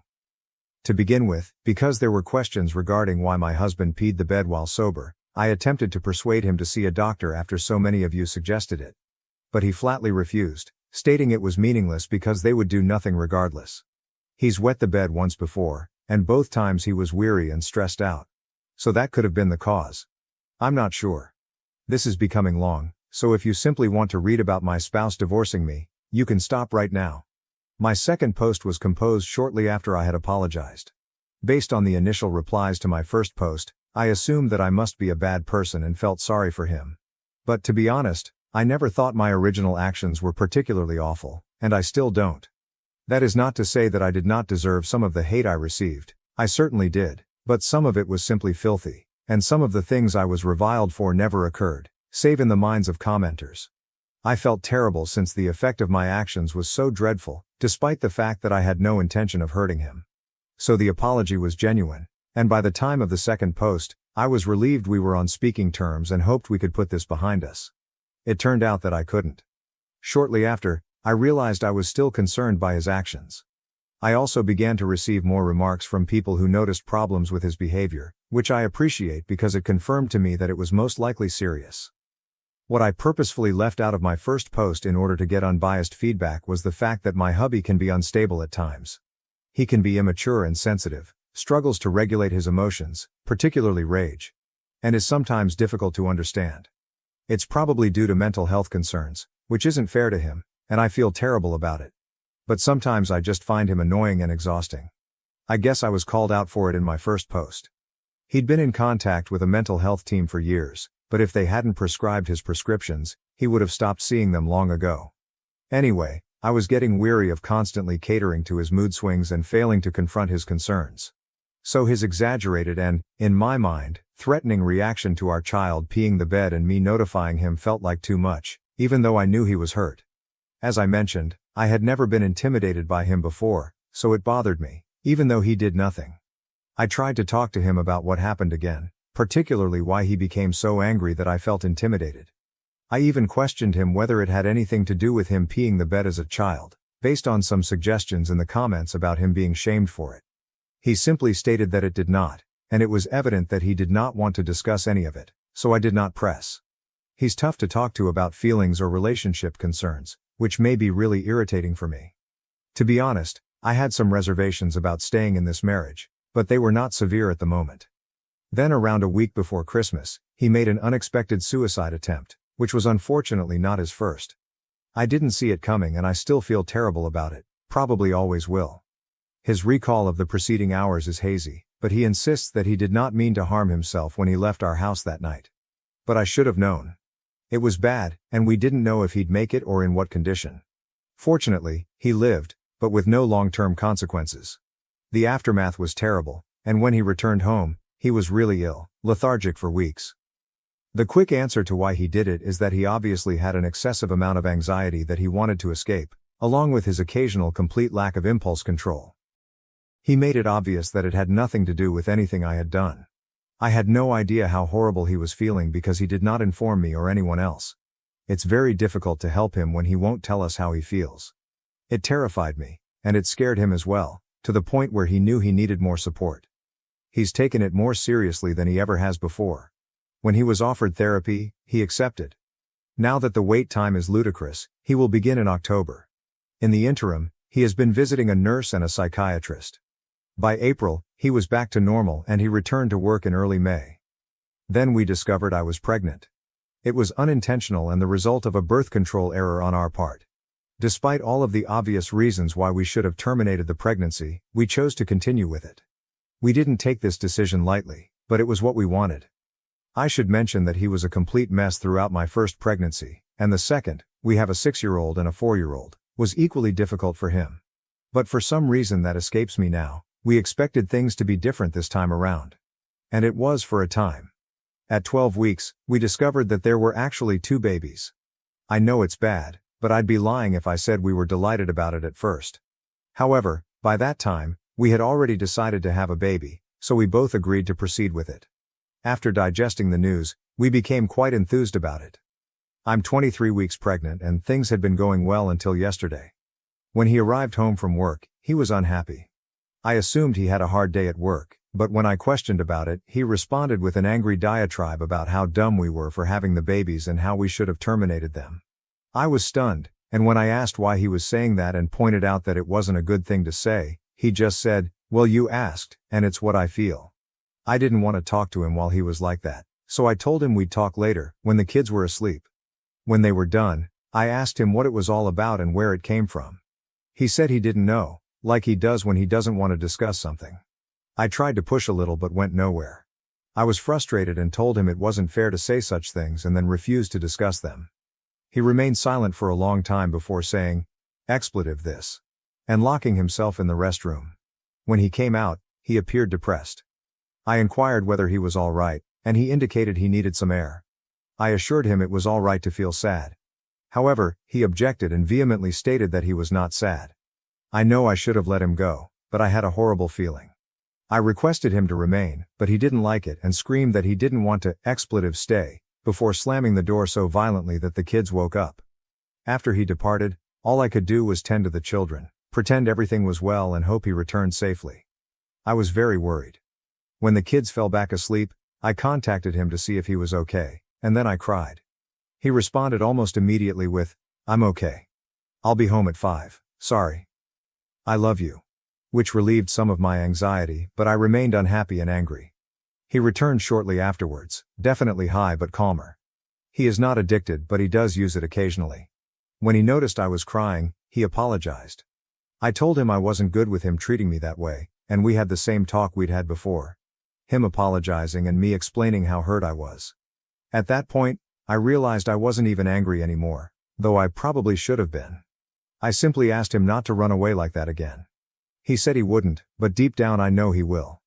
We went to bed after that, but I was unable to sleep. To be honest, I haven't felt fantastic today. I'm terrified, disappointed, and feel extremely dumb. When my husband arrived home today, he was in a better mood. He was such a sweetheart. He even spoke to me. He apologized for yesterday and expressed disappointment in himself for his actions. He stated he's been working so hard to act like a normal person, his words, and is weary of failing all the time. I know he's trying and doesn't always fail, so I advised him not to be too hard on himself. I asked how he was feeling, and he replied that he wasn't feeling well, but he couldn't clarify. When I inquired how horrible not well was, he stated it wasn't too bad and I shouldn't worry. He promised to let me know if things grew worse, but I'm not sure I can trust him. I'm terrified he'll crash again, and I'm not sure I have the energy for it right now. I am quite sure he doesn't either. I really hope that treatment will benefit him, but I'm not sure what we can realistically anticipate from it. What if it doesn't make any difference? What should we do then? I know my posts have primarily focused on the negative, so it may not appear that way, but I adore my hubby. I don't want to live without him, but I also don't want to live this way. I'm not sure, maybe I'm just excessively sensitive right now, being pregnant and all. Boss reprimanded me for not answering an email in 4 minutes. Now I'm wondering if I should quit due to her unreasonable demands. I've been at my new job for just over a month and have very grave doubts about whether it's going to work out. I'm finding it impossible to make my supervisor, Martha, happy. Her criticism is frequent, harsh, and in my opinion, often very unreasonable. The incident that has me writing to you happened today, when she reprimanded me in writing for failing to answer an email in 4 minutes. To set the scene. Earlier this week, Martha and my other boss, I support 2 teams but it's an uneven split. Unfortunately, my primary boss is the awful one, had a meeting with me in which Martha told me all the things I was doing wrong and what needed to change. I'm trying to understand where she's coming from, but I'm just not used to a work situation like this. She proudly describes herself as a micromanager. She doesn't appear to know the word has a negative connotation. And is looking for constant, immediate responsiveness, over-communication, her words, and accountability. I understand she's the boss and it's her call, but it's a hard adjustment. I'm not used to being watched so closely.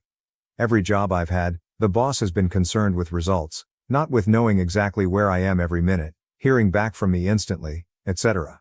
All week, I've worked so hard to keep her happy and show her that I took the conversation to heart. Then today, I received an email, in which Martha was CC'd, from a senior partner asking for contact info for one of our clients.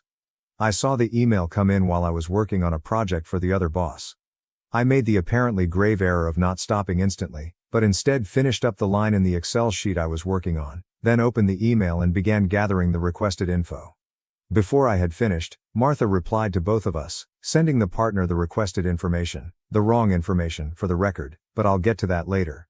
I saw her email, which arrived in my inbox a whopping 4 minutes after the email from the partner, stopped working on my response since it was no longer necessary, and went back to the project I'd been working on.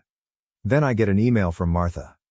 Jane, this would have been a great opportunity to build a relationship with the partner. Why didn't you dive in and assist? 4 minutes, Allison. 4 minutes. A bathroom break can take 4 minutes. I just feel like she's determined to hate me. I tried so hard all week to do everything exactly the way she likes, and she still found something to criticize. If she wanted me to answer the email, why didn't she give me a grace period of, maybe 5 minutes before answering it herself?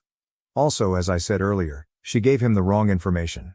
He asked for the email address and she gave the physical address, which to me seems like she was so eager to answer the email, so that she could blame me for not answering it, that she rushed and sent the wrong info. By the way, if I sent incorrect information to a partner, she would act like it was the end of the world. But it's no big deal when she does it. Also, for the record, I understand some things are very time sensitive. I still think 4 minutes is kind of a stretch, for almost any situation, but I also want to make it clear. This was not an urgent request, it could have waited 5, maybe even, 10 minutes. I'm not asking whether my boss is being reasonable here. I'm very confident that she isn't. My question to you is, do you think I should start looking for a new job? I just feel like this is such an unreasonable criticism that there's no way I'm ever going to make this person happy. She either has no idea how to manage people or has developed an instantaneous hatred for me and will continue to find things to criticize no matter how hard I try. I've been so stressed out since I started this job, worrying about messing up, which not surprisingly, is probably leading me to mess up more. Is this salvageable or should I start looking for an escape plan? Update.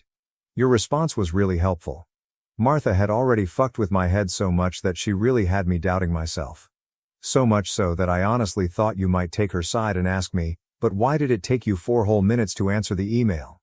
So for you and the commenters to reassure me that yes, she was being unreasonable was really helpful. As for an update. Reader, she fired me.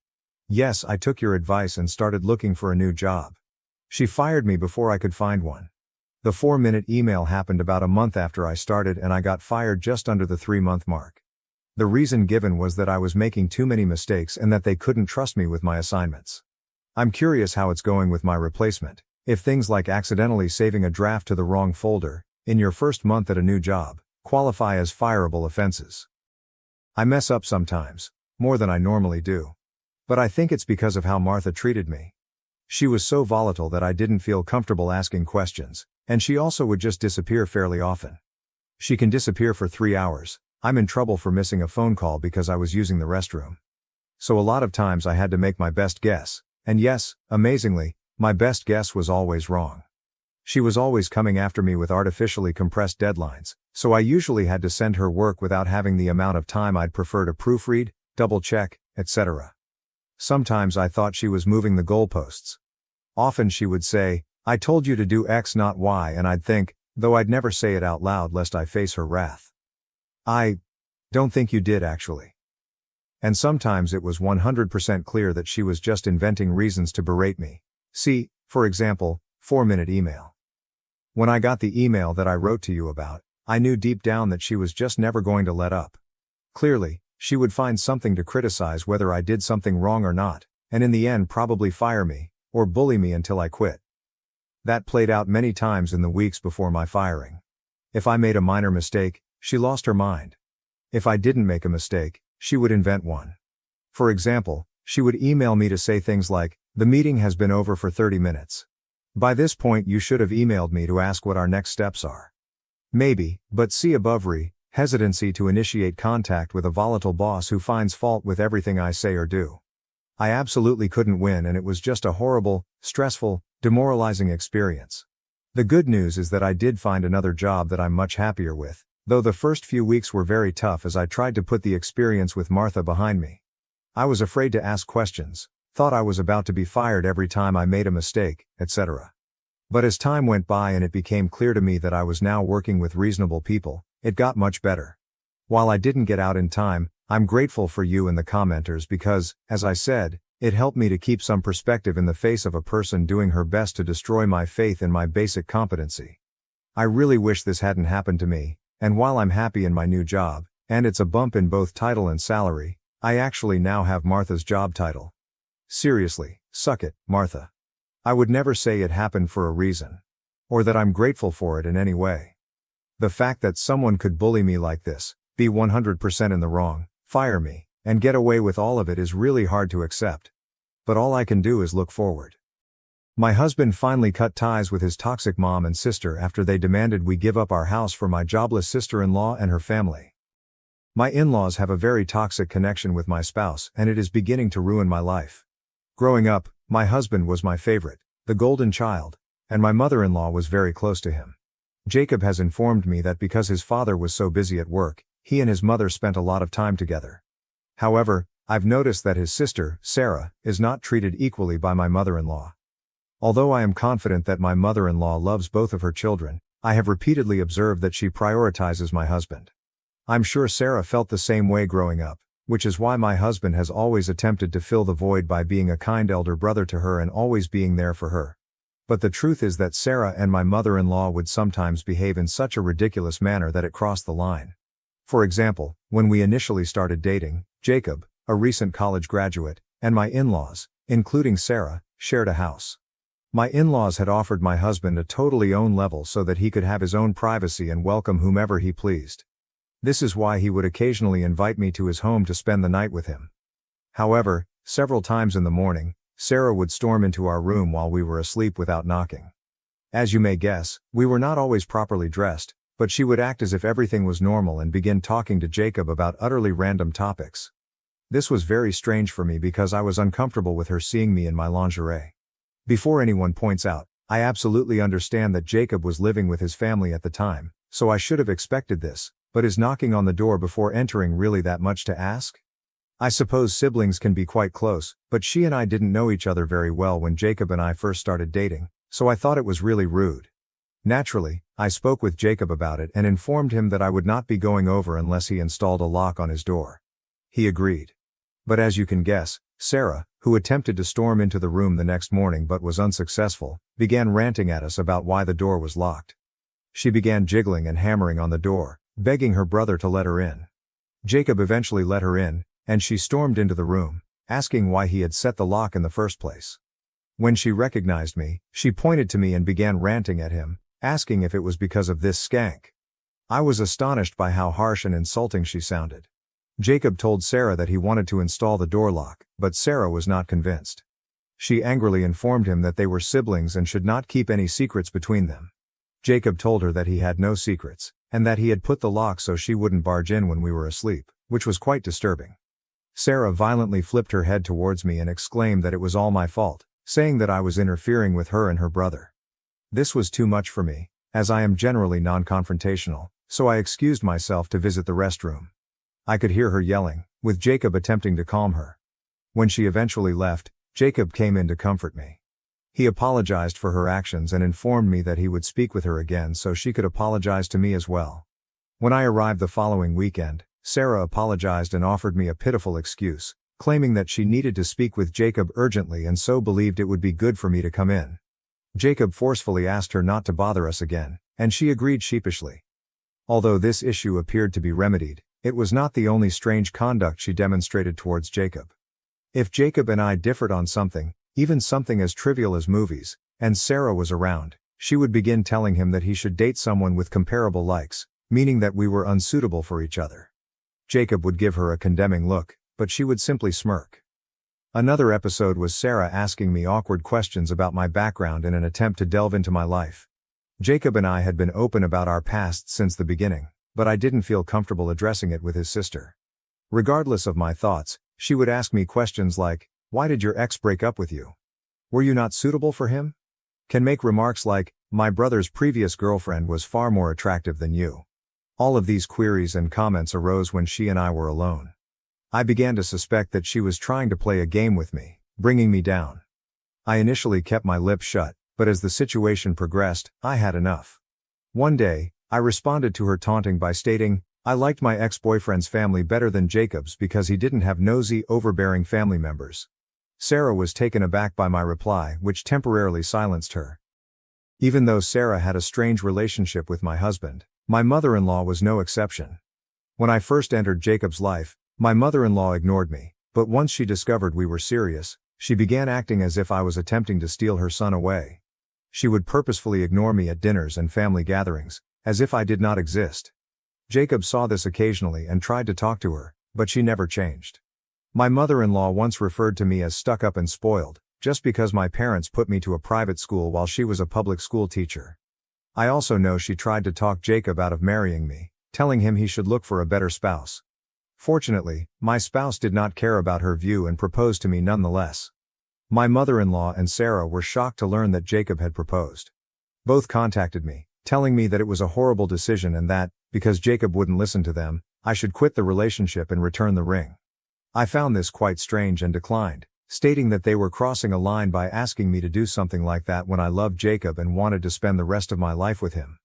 When they realized they couldn't persuade me, my mother-in-law reluctantly changed her mind, telling me that I should strive to be the best wife for him and care for him in the same manner she did for years. I was rather offended, but I tried not to take her remarks too seriously.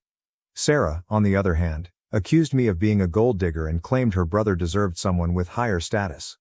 She even threatened to expose me before our wedding so Jacob would not marry me. Following this conversation, I immediately spoke with Jacob about everything. He was taken aback by how disrespectful they were towards me. He challenged them, but my mother-in-law and Sarah continued to believe that I was unsuitable for him. Jacob told me to disregard them, assuring me that he loved me regardless of their opinions. Despite his reassuring remarks, I felt horrible that his own family would not embrace me. Jacob and I had already chosen to pay for our wedding ourselves, so when my mother-in-law offered to cover half of the cost, we politely declined. Despite Jacob's reassuring remarks, I felt horrible that his own family would not embrace me. Jacob and I had already planned to pay for our own wedding, so when my mother-in-law offered to cover half of the costs, we politely declined, with Jacob explaining how hard we had worked to save money specifically for this occasion. Instead of being happy for us, she became even more angry, and she began telling Jacob how sad she was that he no longer needed her. However, Jacob's father appeared to be quite pleased with us. Unlike his sister and mother, his father was very calm and never had any issues with our connection.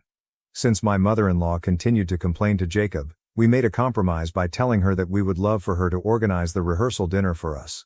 She agreed, and we appreciated her generosity. However, when the wedding approached, events took an unexpected turn. The first instance came when Sarah invited herself to join us for supper, telling Jacob how much she missed him. Jacob and I were living on our own following our engagement, so we assumed she genuinely wanted to spend time with her brother. We agreed, and Jacob asked me directly if I was comfortable with having supper with her. I reluctantly consented, not wanting to be nasty to my soon-to-be sister-in-law. While we were enjoying our dinner, Sarah abruptly began discussing how much she despised cheating partners, claiming that cheaters were nothing but useless pieces of trash. We stared at her, curious about where she was headed with this. Then, out of nowhere, she looked me directly in the eyes and asked how it felt to be a useless piece of trash. My brow furrowed in perplexity as Sarah began to rant, accusing me of having an affair with my co-worker Zach.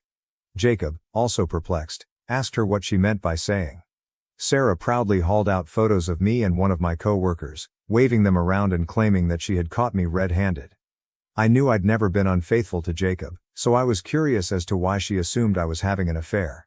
Looking through the photos, they appeared to be entirely innocent. It's true that Zach and I were close co-workers, but only because we started at the same time and helped each other out when we made mistakes, so our manager wouldn't criticize us. Zach even had a girlfriend, which Jacob knew about. I don't have a lock on my phone, and I've always been open with Jacob about all of my colleagues. Sarah had turned these pleasant moments caught in photographs into something they were not. Evidence of a fictitious affair. In truth, they were far from it. Her false charges irritated me since it was obvious she was attempting to damage my reputation and disrupt my connection with Jacob. Before I could defend myself, Jacob, stunned and plainly upset, moved in to help. He questioned Sarah why she was following me around and photographing me with my co-workers in public places without their permission. When Sarah heard this, she began rationalizing her behavior, claiming she simply wanted to investigate me because I was not of their status, and she was scared I was marrying Jacob to steal his money. Jacob told her unequivocally that her charges were false and that she was creating extra drama out of nothing. He tried to reason with her, telling her to stop spreading lies and attempting to destroy our relationship, but Sarah insisted that Jacob open his eyes to the obvious affair that was going on. I also tried to clarify that we were only co-workers, but Sarah insisted on her charges. As her charges grew more serious, the environment became strained. I had had enough and informed her that I was going to make a police report against her for illegally photographing and stalking me. Her look grew terrified as she inquired whether I was serious. I informed her I had all of the evidence. She had purposely tracked me and took these images without my permission, attempting to slander me with ludicrous lies. Sarah stared at Jacob and then back at me, arguing that she did everything to protect her brother and that it wasn't a big deal. She began imploring Jacob to speak with me, worried that if I filed a complaint it would jeopardize her profession and future.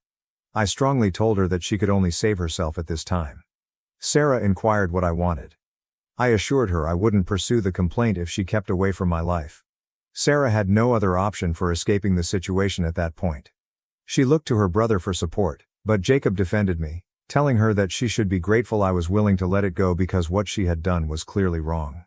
Sarah reluctantly agreed to stay away from me, and we have not spoken since that day. Jacob still has a relationship with her, but she has never spoken to me again. The second incident occurred shortly before our wedding, at the rehearsal dinner. My mother-in-law, who had insisted on planning the meal, rebuffed our offer of assistance in any manner. She told us that she would take care of everything. However, when we arrived, it was evident that the preparations were far from what we had anticipated. The rehearsal dinner had plastic tablecloths on picnic tables and chilly Mexican food. My mother-in-law was upset throughout dinner, which marred the festive atmosphere. She drank excessively and began behaving inappropriately with the guests, repeatedly stating how she couldn't wait for the wedding to end and how stressful it had been, despite the fact that she had not contributed monetarily or assisted with the planning. Eventually, my father-in-law became irate and escorted her away. Sarah attempted to excuse her mother's actions, but my father-in-law refused to listen. As you might guess, the entire affair was a fiasco, and I began to worry that both my mother-in-law and Sarah would wreck the wedding the next day. That night, Jacob and I had our first disagreement. I informed him strongly that he needed to uninvite Sarah and his mother because, based on their actions, they would surely try to overshadow us at the wedding. My husband angrily protested, promising me that his father would be present and would not allow them to get away with it. Frustrated, I promised that if he didn't uninvite them, there would be no wedding the following day. Jacob was plainly taken aback by my demand, and even knowing how extreme I sounded, I was concerned about what they might do. I did not want to be embarrassed again in front of my family and friends on our wedding day. Jacob definitely lacked firm boundaries, but I hoped that this ultimatum would make him realize how much his family was interfering with our relationship. Thankfully, Jacob understood and made the proper decision. He called his father early in the morning to inform him that his mother and sister were uninvited. Phil didn't appear startled and promised Jacob that he'd make sure my mother-in-law and Sarah didn't show up there unexpectedly. Shortly after our chat with Phil, my mother-in-law and Sarah began contacting Jacob constantly, apparently trying to persuade him to let them attend the wedding. However, Jacob forcefully told them that he did not feel comfortable having them there because of how they had treated me throughout our relationship. Hearing this, my mother-in-law began accusing me of being a terrible influence and interfering with her relationship with her son. Sarah attempted to argue with him, but Jacob was certain in his decision. I felt horrible that Phil couldn't attend our wedding because of his wife and children. I even felt sorry about issuing the ultimatum. But all of my remorse vanished when I discovered from some of Jacob's cousins that Sarah and my mother-in-law had intended to wear white dresses to our wedding. The cousins informed me that in their family WhatsApp group, which only had female members, Sarah had encouraged the others to wear white as well, stating there was no reason for the bride to be the only one. I was astounded by how low they would go just to hurt me. After knowing this, I was relieved they hadn't been invited. Jacob missed his family, but he could see where I was coming from. Overall, we had a lovely wedding, and no one tried to outdo us. Since that day, my mother-in-law and Sarah have stopped talking to me entirely, which I am absolutely okay with. They only invited Jacob around for dinner or special events, which didn't bother me at all. Phil, on the other hand, was always kind to me, and we stayed in touch over the years. Jacob and I painstakingly saved money and finally purchased a new home this year. It was our first home, and we were overjoyed to own something so meaningful. Jacob's parents and Sarah did come to visit for a modest housewarming celebration, but I went to see my parents and spent time with my family instead. Now, to the major point, my mother-in-law contacted me unexpectedly last month. This was really surprising because Mom and I hadn't spoken since the day I married Jacob. Surprisingly, she casually inquired about my well-being and life circumstances. I was taken aback by her unexpected interest, but I responded pleasantly. Then she questioned how it felt to live in such a spacious house with only Jacob and myself. Her remark stung since Jacob and I had been trying to conceive for a long time but were unable to do so owing to infertility concerns. Jacob and I had mourned the thought of never having children, but we gradually accepted it. When I first got the news, I informed Jacob that if he wanted to marry someone else and have children, he could divorce me. But Jacob had always stayed by me, assuring me that it was fine to be childless as long as we had each other. Our families were aware of this, so my mother-in-law's comment was very painful. She then told me Sarah was pregnant again. I was astonished because this would be her 6th child. Jacob had told me how her husband was unemployed and did not believe in using contraception, which resulted in these accidental pregnancies. Sarah's boyfriend was the embodiment of laziness, doing nothing around the house to aid her or the kids. I've heard from Jacob that he treats Sarah like a personal maid. He never pays any bills in the house. Sarah works many part-time jobs, while he spends the entire day gaming. Regardless of how much everyone has talked to her, Sarah never breaks up with him. My mother-in-law then went on to add that because Sarah could no longer afford to work during her pregnancy, she thought Jacob and I should give up our apartment because it was too big for a childless couple like us. I was caught aback by her demand and struggled to find words.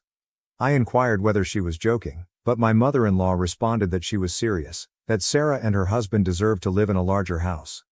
However, because she did not have enough space in her own home to accommodate them, she invited them to come in with us. The weight of her news weighed in the air as I fought to keep my composure in the midst of the emotional storm. I emphasized to her that this was our house, which we were still paying for, and the idea of someone else moving in without our permission was intrusive and ludicrous. However, my mother-in-law said that she had already spoken with Jacob, who had allegedly consented to this.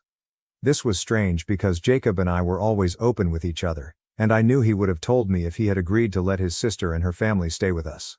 I firmly told my mother-in-law that because the house belonged to both me and Jacob, he couldn't grant permission without my agreement. No one was allowed to reside here unless both of us agreed. To reach a solution, I told her that I would be pleased to accommodate Sarah and her husband for a few days if they wished, but that they could not stay permanently.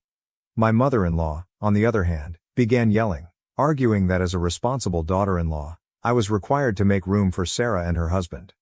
She also assured me that if I complied with her demands, all previous troubles would be forgiven. In rage, I cynically said, "Sure, I'll be pleased to let them take our place. But you see, we're still paying for it, and I'm confident that if Sarah and her husband move in, they will not assist with the mortgage or bills. So how about you take some responsibility and contribute to their living expenses? I'd be grateful if you could just cover the mortgage, and we'll manage the rest. Of course, with only one job, you'll definitely need a second one to cover the home payments.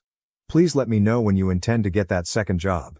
Hearing this, my mother-in-law exploded in wrath, shouting and voicing her dissatisfaction. She said it was crazy of me to want her to pay the mortgage, and I responded that it was equally ridiculous for her to expect us to care for Sarah's family and allow them to move in. This infuriated her even more, and she continued to yell, while I smiled with satisfaction. She eventually disconnected the call when she saw I wouldn't give in to her demands. Soon after, Sarah called and yelled at me for daring to ask her mother to pay our mortgage. She went on to add that she had always known I was a gold digger. I informed her that she was the gold digger, attempting to live with us without contributing. I added that if she wanted to know who the true gold digger was, she could look at her own partner, who did nothing to assist her. This appeared to silence her. I firmly told Sarah that she could argue with me all she wanted, but I would never let her family into our home unless they agreed to help with the mortgage. She accused me of being cruel and putting money before family. The tables had turned and I was relieved at the thought of sticking up for myself and refusing to back down, taking control of my home. However, I feel a little awful thinking about my ex-husband, and I'm here on Reddit wondering if what I've done makes me the villain. Update 1. Thank you to everyone who has expressed their support. To answer the most crucial question that everyone keeps asking, why would my mother-in-law demand such a stupid thing of us? It's because she has always been so entitled. Clearly my husband has tolerated this charade for far too long, and he and I need to sit down and have a serious discussion about it. It's heartbreaking how my mother-in-law can lie about her own kid in order to get her way. My sister-in-law is a pawn in her game, doing whatever her mother-in-law wishes because my mother-in-law has always favored my husband. Sarah simply listens to what her mother says in the hopes of garnering favor as well. In this situation, Sarah stood to benefit because she could rely on us to pay her expenses and care for her children while her useless husband did nothing. I'm waiting for my spouse to return from his business trip so we can discuss. I do not want to discuss this over the phone since it is too important. Update 2. It's been 3 days since I last updated. As I indicated earlier, I was waiting for my husband to return. When he returned, we finally sat down and talked. I told him how his mother had called and demanded that we give up our house to his sister and her family. Jacob was definitely taken aback, so I gave him the whole story. He subsequently said that he had no idea about any of it. Prior to his journey, his mother had only told him that his sister was pregnant. That was all he knew about the situation, and he had no idea his mother would make such unreasonable demands. I informed him forcefully that I expected him to speak with his mother and deal with the matter because I couldn't bear his family anymore. He agreed. Jacob confronted his mother and questioned why she had lied to me about him. When caught red-handed, my mother-in-law attempted to backtrack, claiming that she had not actually lied. She said that she knew Jacob would have no objections to his sister staying with us, so she took matters into her own hands and approached me personally. Jacob stopped her off and questioned why she thought he would be fine with Sarah and her entire family coming in. My mother-in-law explained that because Jacob and Sarah were close, he would naturally want to support her by allowing her family to come in. Hearing this, I closed my eyes in disgust, but remained silent, allowing Jacob to handle his mother. Jacob then firmly told her that he was not going to let Sarah, her unemployed husband, and their 6 children move in with us. He also stated that she had no authority to compel us to take care of them. My mother-in-law started yelling, stating Sarah desperately needed aid at this time. But Jacob informed her it was not our job, and if she wanted to help, she could care for Sarah herself. My mother-in-law then said that Phil didn't want them in their small house, although we lived in a larger house and could easily help out. She even had the audacity to suggest that, since I was childless, assisting Sarah's children would make me feel fulfilled. My eyes widened with surprise, but for the first time, I noticed Jacob's face shift color. He raged at her, stating she had no right to say such rude things about me and couldn't use it to compel me to care for Sarah's children. Jacob went on to say that Phil didn't want anything to do with Sarah since she had turned into a child-birthing machine and that he was over both of them. My mother-in-law tried to backtrack again, but Jacob would not have it. He informed her that he had done his best to keep a positive connection with them, even after they had repeatedly disrespected me, but he couldn't take it any longer. My mother-in-law begged him, but Jacob assured her that this was our home and I was his wife. Anyone that offended me disrespected him as well, and they did not deserve to be in his life. Jacob ended the call with those final words. Since then, he has not spoken with Sarah or his mother.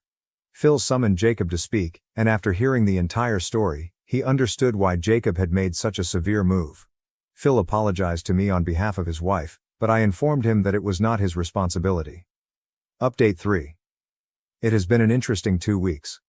A lot of people suggested that I install cameras around our house in case my mother-in-law and Sarah wanted to show up and cause a commotion. So I purchased several cameras online and installed them. As luck would have it, they showed up last weekend, banging on my door while I was alone at home. When I saw them through the camera, I quickly called Jacob, who told me he was on his way. I answered the door, and there they were, my mother-in-law and Sarah, both furious. They requested that I let them in, but I refused and told them that if they had anything to say, they could do so from the outside. My mother-in-law began ranting at me, accusing me of being callous, greedy and selfish. I politely informed her that this was our home, and they had no right to enter uninvited. She continued her tirade, unknowing that the cameras were recording every moment. I reminded her of our prior chat, emphasizing that I would not give up our house for Sarah and her family, and that if she had anything else to say, she could wait for Jacob's return. Sarah then began yelling, accusing me of breaking up the family for no reason, being a gold digger and attempting to take her brother away from them. I informed them that everything they said was being recorded and that I would use the footage to obtain a restraining order if necessary. Their eyes widened in surprise as my mother-in-law exclaimed that I wouldn't dare to do that. I smirked and informed her that if they did not leave the property immediately, they would receive a legal notice very soon. This worried them, and Sarah tried to convince me that I was overreacting, saying that it wasn't a big problem. Fortunately, Jacob came at that exact moment. He approached them casually, asking what they were doing. My mother-in-law raced to hug him, but he resisted and forcefully demanded why they had come. Sarah stated that I was attempting to control his life by separating him from them and that they had come to face me. Jacob reiterated that it was his decision to avoid touch, and he did not want anything to do with either of them. My mother-in-law begged for forgiveness, but Jacob merely told them to leave the property or he would call the cops. They were visibly taken aback, apparently not anticipating this reaction from him. Jacob went on to say that if they ever came up at our house again, we would contact the police and have them removed forcibly. They fled, devastated, but Jacob no longer cared. I was relieved that my spouse had finally spoken up for me. Jacob has now spoken with Phil, who was as surprised as we were that my mother-in-law and Sarah had gone behind his back to show up unexpectedly. Phil informed us that we were correct not to let them in and expressed disgust with their behavior. With Jacob being so stern about kicking them out, I doubt they'll dare to return to our property. If they do, I will contact a lawyer right away. I am relieved that my husband has finally learned how toxic his family is, and I hope this is my final update. I'm ready to move on from this circumstance and continue our lives peacefully. My fiancé asked for an open relationship just weeks before our wedding. Am I the asshole for canceling the wedding? We were less than 2 weeks away from getting married when she asked me to accompany her to therapy. She was already seeing a therapist on her own and asked me to join her for a conversation before the wedding so we could be entirely honest with each other. That sounded unusual to me. I assumed we were already entirely honest with one another. After all, we were getting married in 2 weeks, right? She was also quite protective of her therapy sessions and did not discuss them openly. I'd never met her therapist, so being welcomed there felt out of place. The day came, and I attended the session. To protect myself, I kept my phone open and recorded audio. My fiancé had already arrived and I had to wait 20 minutes before being let inside. The therapist greeted me, shook my hand and we exchanged light talk. She informed me I wasn't as my fiancé had portrayed me. I assumed she was attempting to congratulate me. The therapist then turned to my fiancé and told her, "This may be more difficult than we anticipated." That freaked me out. But I remained calm, smiled politely, and did not respond. The therapist gave a brief speech that I do not like to repeat. As the therapist began emphasizing that we live in a modern world, my fiancée grasped my hand and expressed her desire for us to have a non-traditional marriage in the future. I grinned, not quite knowing what that meant. I assumed she was referring to seeking an equal partnership in which she would not be expected to give up her job or independence, a current girl power message. But it was something else entirely. She was talking about wanting to be able to sleep with other men once we married. I was stunned. It's 2018, I reminded myself, but seriously. She went on to say that she deeply loved me and would not be happy with me having the same freedom since the thought of me being with other women would break her heart. She couldn't take the idea of someone else stealing me from her. I allowed them to finish chatting. They both appeared to gain confidence, most likely as a result of my silence. It felt like they had practiced this. After they were finished, I asked the therapist if she was licensed. Her reply indicated that she had not expected that to be my first question. She agreed, so I instructed her to explain to my fiancé why we would not be marrying and would no longer be a couple, effective immediately. I wished them both luck and exited the office. I'm considering reporting to the therapist. I'm not sure whether I should report her to the clinic or a licensing board, but I believe there was some professional misconduct and I want her to be held accountable. That session did not go well for me at all. To be clear, that conversation would never end well. Even if my fiancé had wanted an open marriage in which I could sleep with other women, I would still have called off the wedding. That is not a marriage. It is a fake. It's also occurred to me that she might have already cheated on me. Looking back, certain things do not add up, and now that I have clarity, I feel foolish. I listened to the recording again, and I still can't believe what they said. Anyway, I called the wedding off. I'm normally a laid-back guy. I avoid arguments and conflicts because I follow principles and utilize common sense. Perhaps that gave my ex the impression that I was a pushover, but she was completely mistaken. After listening to the recording a few times, I'm convinced the therapist understood I wasn't how my fiancé described me in their sessions, hence the comment, "This may be harder than we thought." Now that the wedding has been cancelled, people are starting to ask questions, and I'm not sure how to handle it. I'm sure my ex is conducting damage control, but I have the video, and if she goes too far with her version of events, I won't be afraid to tell others what she was truly proposing. My parents and family also want answers, but I'm not sure what my ex has told them. I don't want them to think I was a fool for allowing things to progress to the point where she felt comfortable enough to tell me she wanted to sleep with other guys. She has also been blowing up my phone, my best friend's phone, and my brother's phone, saying, "We can work on this." She believes she did not understand what was stated during the therapy session and is willing to do whatever to make things right. This was the therapist's suggestion. She was opposed to it, etc. The final shriek of a dying siren. Her cries fell on deaf ears, and I owned those ears. We were also working on obtaining a loan to purchase a home, but I canceled everything. I effectively severed any ties we had, monetarily or otherwise. Her present appeal is that during treatment, she revealed her worries regarding our sexual history. I had much more partners than she did, and the therapist purportedly suggested that we level the field. Regardless of the truth, I'll report that therapist as soon as I figure out where and how. This post is largely a rant, but I'd like to know how you would handle questions from friends and family. My ex is definitely conducting her own damage control, and I don't want this to become a he said she said issue. I have the recording and was wondering if I should share it with the relevant parties. My ex does not know I have the recording. Small update, I'm at work and just received confirmation that the journal has been returned to my ex. I sent it early this morning via courier from our office, and she had to sign a confirmation that she received it. As several have suggested, I concluded that reading it would be ineffective because she never accepted responsibility for the incident. Update 1. Aside from the jokes, the 2 weeks after my initial post have been intriguing. Last Monday, I spoke with a lawyer at work about my problem with the therapist. At first, he assumed I was joking and inquired about the prank. I offered to play the recording for him and he accepted. The next day, we reviewed the recording together, and he pointed out stuff I hadn't observed. The therapist consistently used language such as "we think," "we want," and "we decided." She never once said, "Your ex asked me to talk with you," or "Your ex wants you to know." It was always either "we this" or "we that." The lawyer inquired as to my ultimate goal, whether I intended to file a lawsuit. I informed him I wasn't going to sue, but I wanted to report the therapist to the relevant authorities. We decided to write 2 letters, one to the clinic where the therapist works and another to the American Psychological Association, APA, which validated her accreditation. By Wednesday, a few more people at work had become aware of the problem, including one of the case researchers. She looked up information about the therapist, including internet ratings and contact information for 2 of her prior clients. The therapist did not have the best reviews. Several people were furious with her, and we were able to reach 2 of them via social media. When we described the scenario, they were eager to assist. Their stories were not any better than mine. The letters expanded in length as we included signed reports from the other 2 people, as well as my personal explanation of how my ex changed after starting therapy and a thorough account of my session with the doctor. Last Friday, I met with my ex's parents. They arrived at my parents' place and we had a conversation. My ex was also present and further material was revealed, which was then included in the report on the therapist.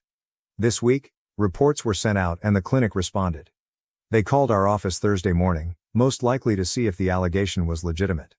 We spoke with one of their lawyers over the phone, and after we determined it was serious, someone on the other end was heard saying, "Well, crap." They stated that they were treating the situation extremely seriously.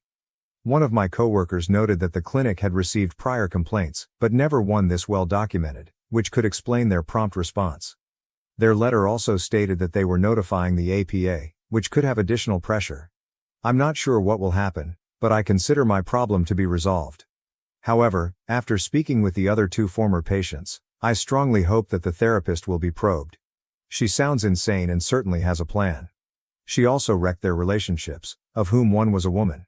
Finally, my ex and her parents. My folks contacted last Friday and invited me to visit after work. When I arrived, I was surprised to see both my ex and her parents there. My initial thought was to go. This meeting was meant to be on my terms, but it appeared that she was attempting to control the situation. Let me tell you, it was not going to happen. My ex waited for me outside. She looked great. If there was ever a girl you wanted your parents to meet, she was it. She informed me that they were coming to speak with me and see if we could resolve this. They did not refer to her parents. Either she never informed them what happened, or she told them a version of the story that they did not believe. She had a journal with her and stated that she began writing in it before treatment and continued until Friday morning. She said I should read it since it will clear up all the uncertainty. I informed her it wasn't a book club. I wanted to go inside and start the chat, but she requested for 10 minutes to talk before meeting with her parents. She continued handing me her journal and began crying. Then my sister arrived, followed by my ex's sister. They had been there all along and came out to check on us. So I took the diary, walked inside, said hello to everyone and then left my ex in the back of the garden, in the most remote part of my parents' yard. They have a spacious garden with plenty of trees and benches. She left her job owing to the stress, which resulted in a breakdown that never improved. She was no longer visiting her therapist. Initially, she began treatment for work-related issues, but it gradually turned to focus on our relationship, which appeared to be the only thing the therapist was interested in.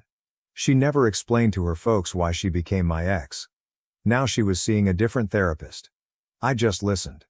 She shifted the subject to us, informing me that I would be in charge.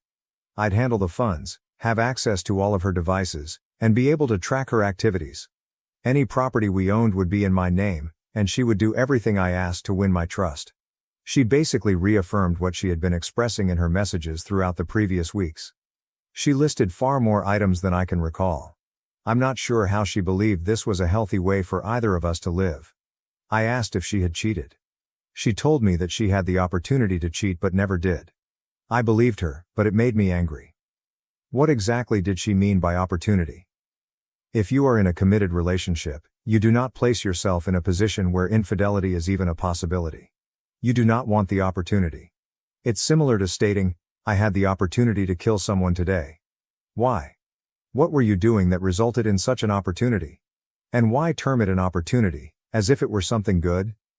That pretty much concluded our 10 minutes. I told her we should go talk to our parents, and we did. I requested our sisters to leave us alone since what we were about to discuss was not their concern. My sister huffed and puffed, but a stone home can withstand hurricanes, and she wasn't one. I detailed what happened. How the therapy session went and what I decided. I didn't say I had a recording since I didn't have to. My ex corroborated everything I had said, which astonished me. Her father had teary eyes, which shattered my heart. Her mother inquired if this was how she felt they had raised her and requested an explanation. My ex basically told them the same story. Work-related stress, depression, a breakdown, therapy focusing solely on our relationship. The therapist convincing her that our relationship was the source of all her stress, that she needed an open relationship to avoid losing me, and that she needed to level her sexual experience with mine. She said my reply jolted her out of her slump. She has quit her job and is seeking something less demanding. She'll do anything to get me back.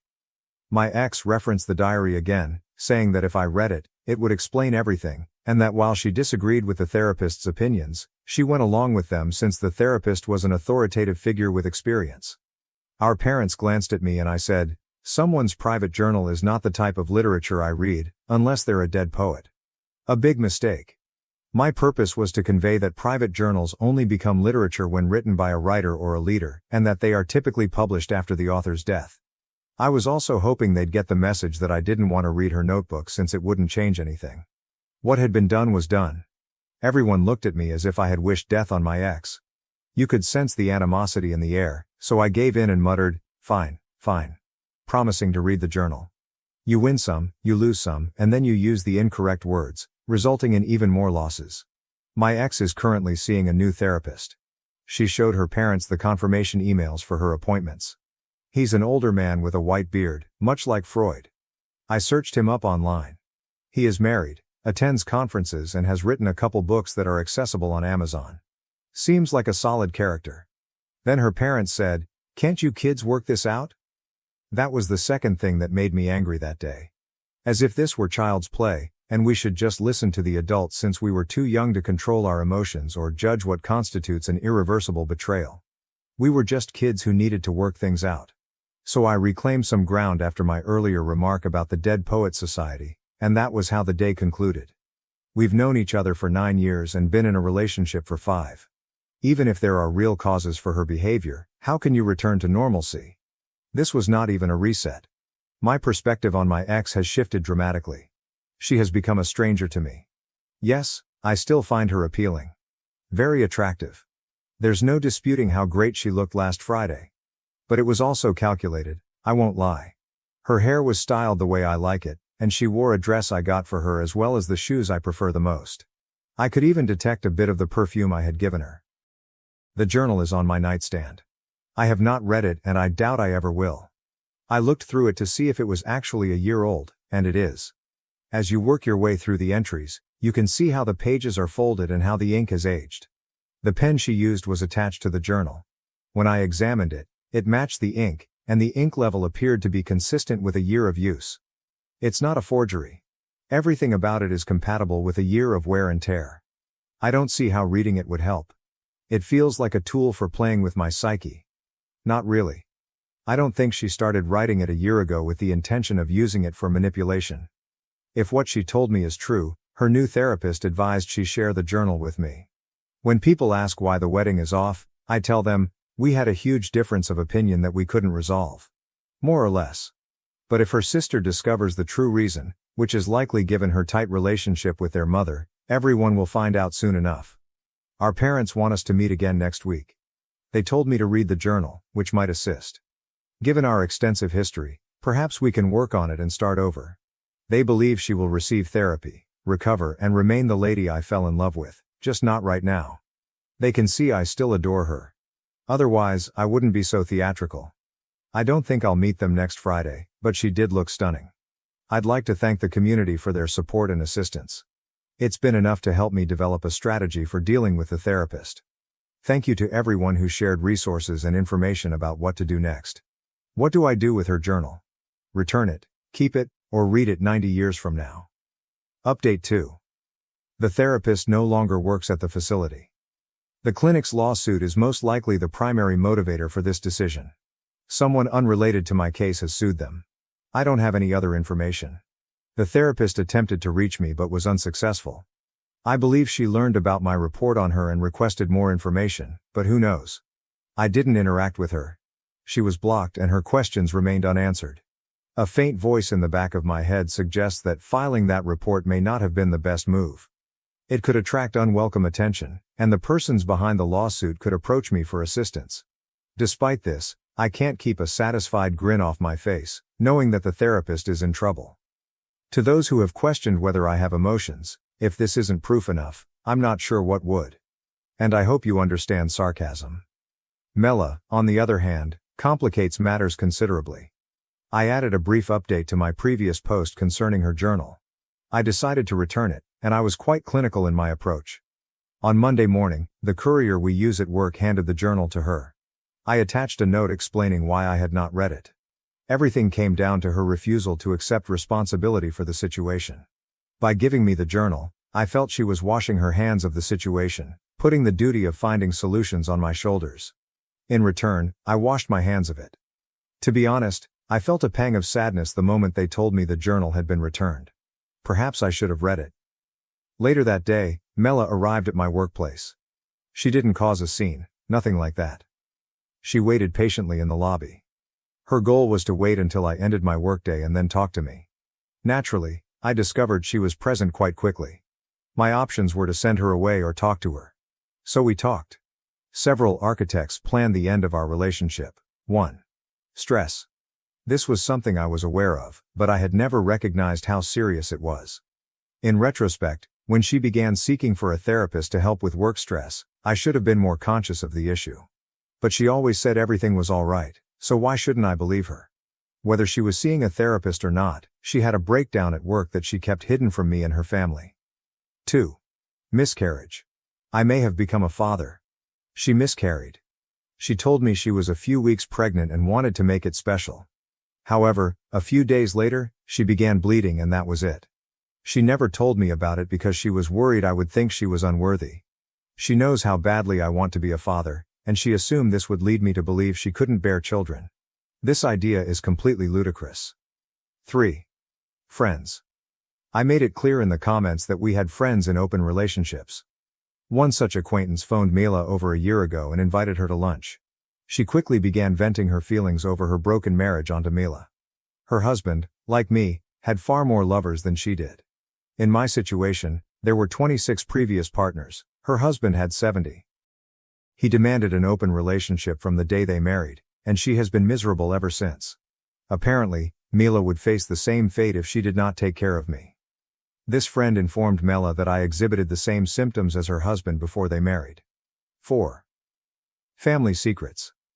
Those we love are not always who we believe they are. Our fathers work in academia and have known each other for 30 to 35 years. They routinely go to work-related gatherings and parties, usually with their wives. I met Mela at one such occasion. I went with my father to meet a professor who could aid me with my career. Mela was there instead of her mother, who had a scheduling conflict, or so she was told. Her parents were having a difficult time as a result of her father's infidelity. Mela just learned about this recently, when she discussed the concerns raised by the previously mentioned friend with her mother. This was a great shock for her. Her parents always appeared to be the ideal couple, a role model. They certainly patched things up and maintained the appearance of a wonderful marriage throughout. The 4 horsemen of the apocalypse combined with a therapist with questionable objectives, and that's how you end a relationship. The therapist was excited to plan my open relationship and validated what my friend had said. Men like me would never be pleased with only one woman. I would eventually seek more, and the only way to cure my cheating impulses was for Mela to sleep with other men until we evened out the numbers. Of course, I would be opposed to it, but that was okay. If I loved Mela, I could understand. This was a multi-layered concept. It would not only cure my alleged cheating conduct, but it would also affirm my love for her and enhance our bond. Naturally, this approach would have failed, and I believe that is precisely what the therapist was going for. Our relationship would not have survived. What the therapist did not foresee was how quickly I would react, or so I believe now. Mela and I met every day for the rest of the week, and she answered every question I asked her. One thing was clear, she was willing to fight for our relationship, whereas I was ready to leave things. At the end of the week, I had to depart for another city for work. The trip was intended to be 2 weeks, but it was extended to 4 weeks, more billable hours, heh. Before leaving, I gave Mela a copy of the therapy session tape. She knew I had it. It was one of the first things I discussed with her when she arrived at my employment on Monday. Listening to the recording rattled her to her core. What she remembered about the treatment session differed significantly from what was on the recording. I believe she finally understood where all of my acts and conduct towards her originated from. During those 3 weeks, I had little interference from anyone and was left to my own devices. It was wonderful. Several individuals in the comments offered me a beer if I ever visited their city, and I accepted. It was my first time meeting another Redditor, and surprise, he was not a weirdo. He and his wife were excellent individuals. Mila paid a visit in the 4th week. We had been in communication for the preceding 3 weeks, discussing a variety of things, most of which were about us. One important concern was finalizing our honeymoon plans.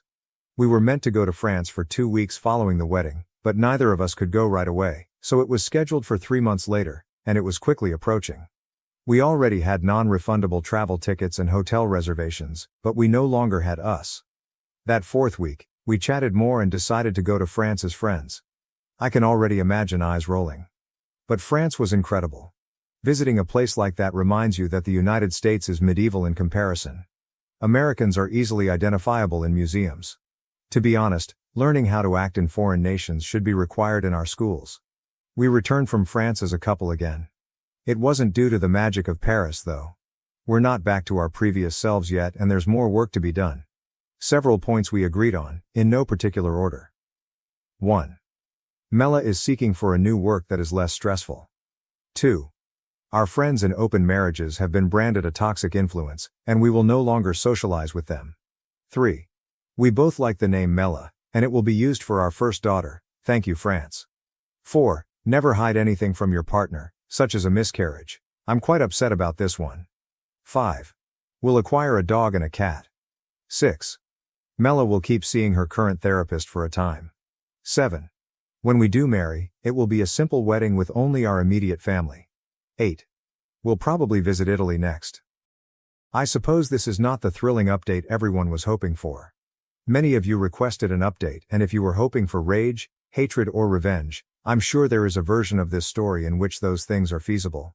But as I've stated from the start, I didn't detest Mela. My actions were based on self-preservation at the moment. Her behaviors indicated that she wanted something other than what I believed we both agreed on. There is no reason to be concerned about her mental state. When her therapist's impact faded, she returned to her previous self, more or less. These events have unavoidably altered her, but she is now in a better state.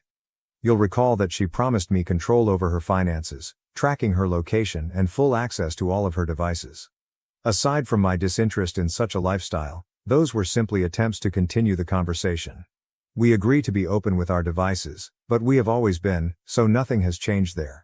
We will continue to share our finances, as we have always done.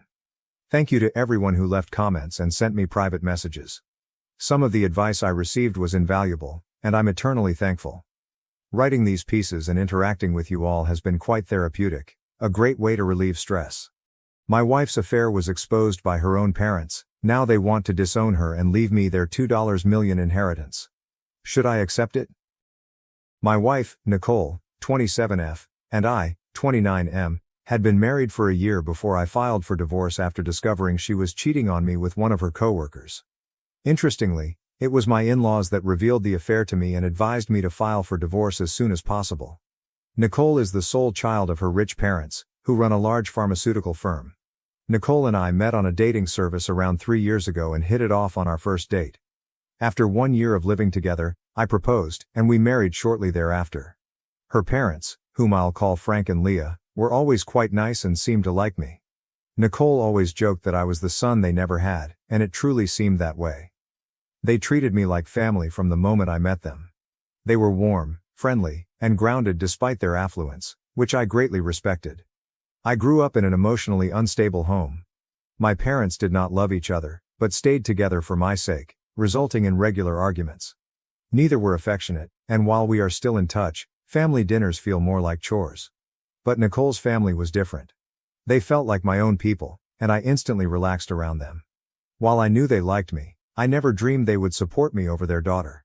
My difficulty now is that Frank and Leah want to make me the successor to their inheritance as a result of Nicole's adultery.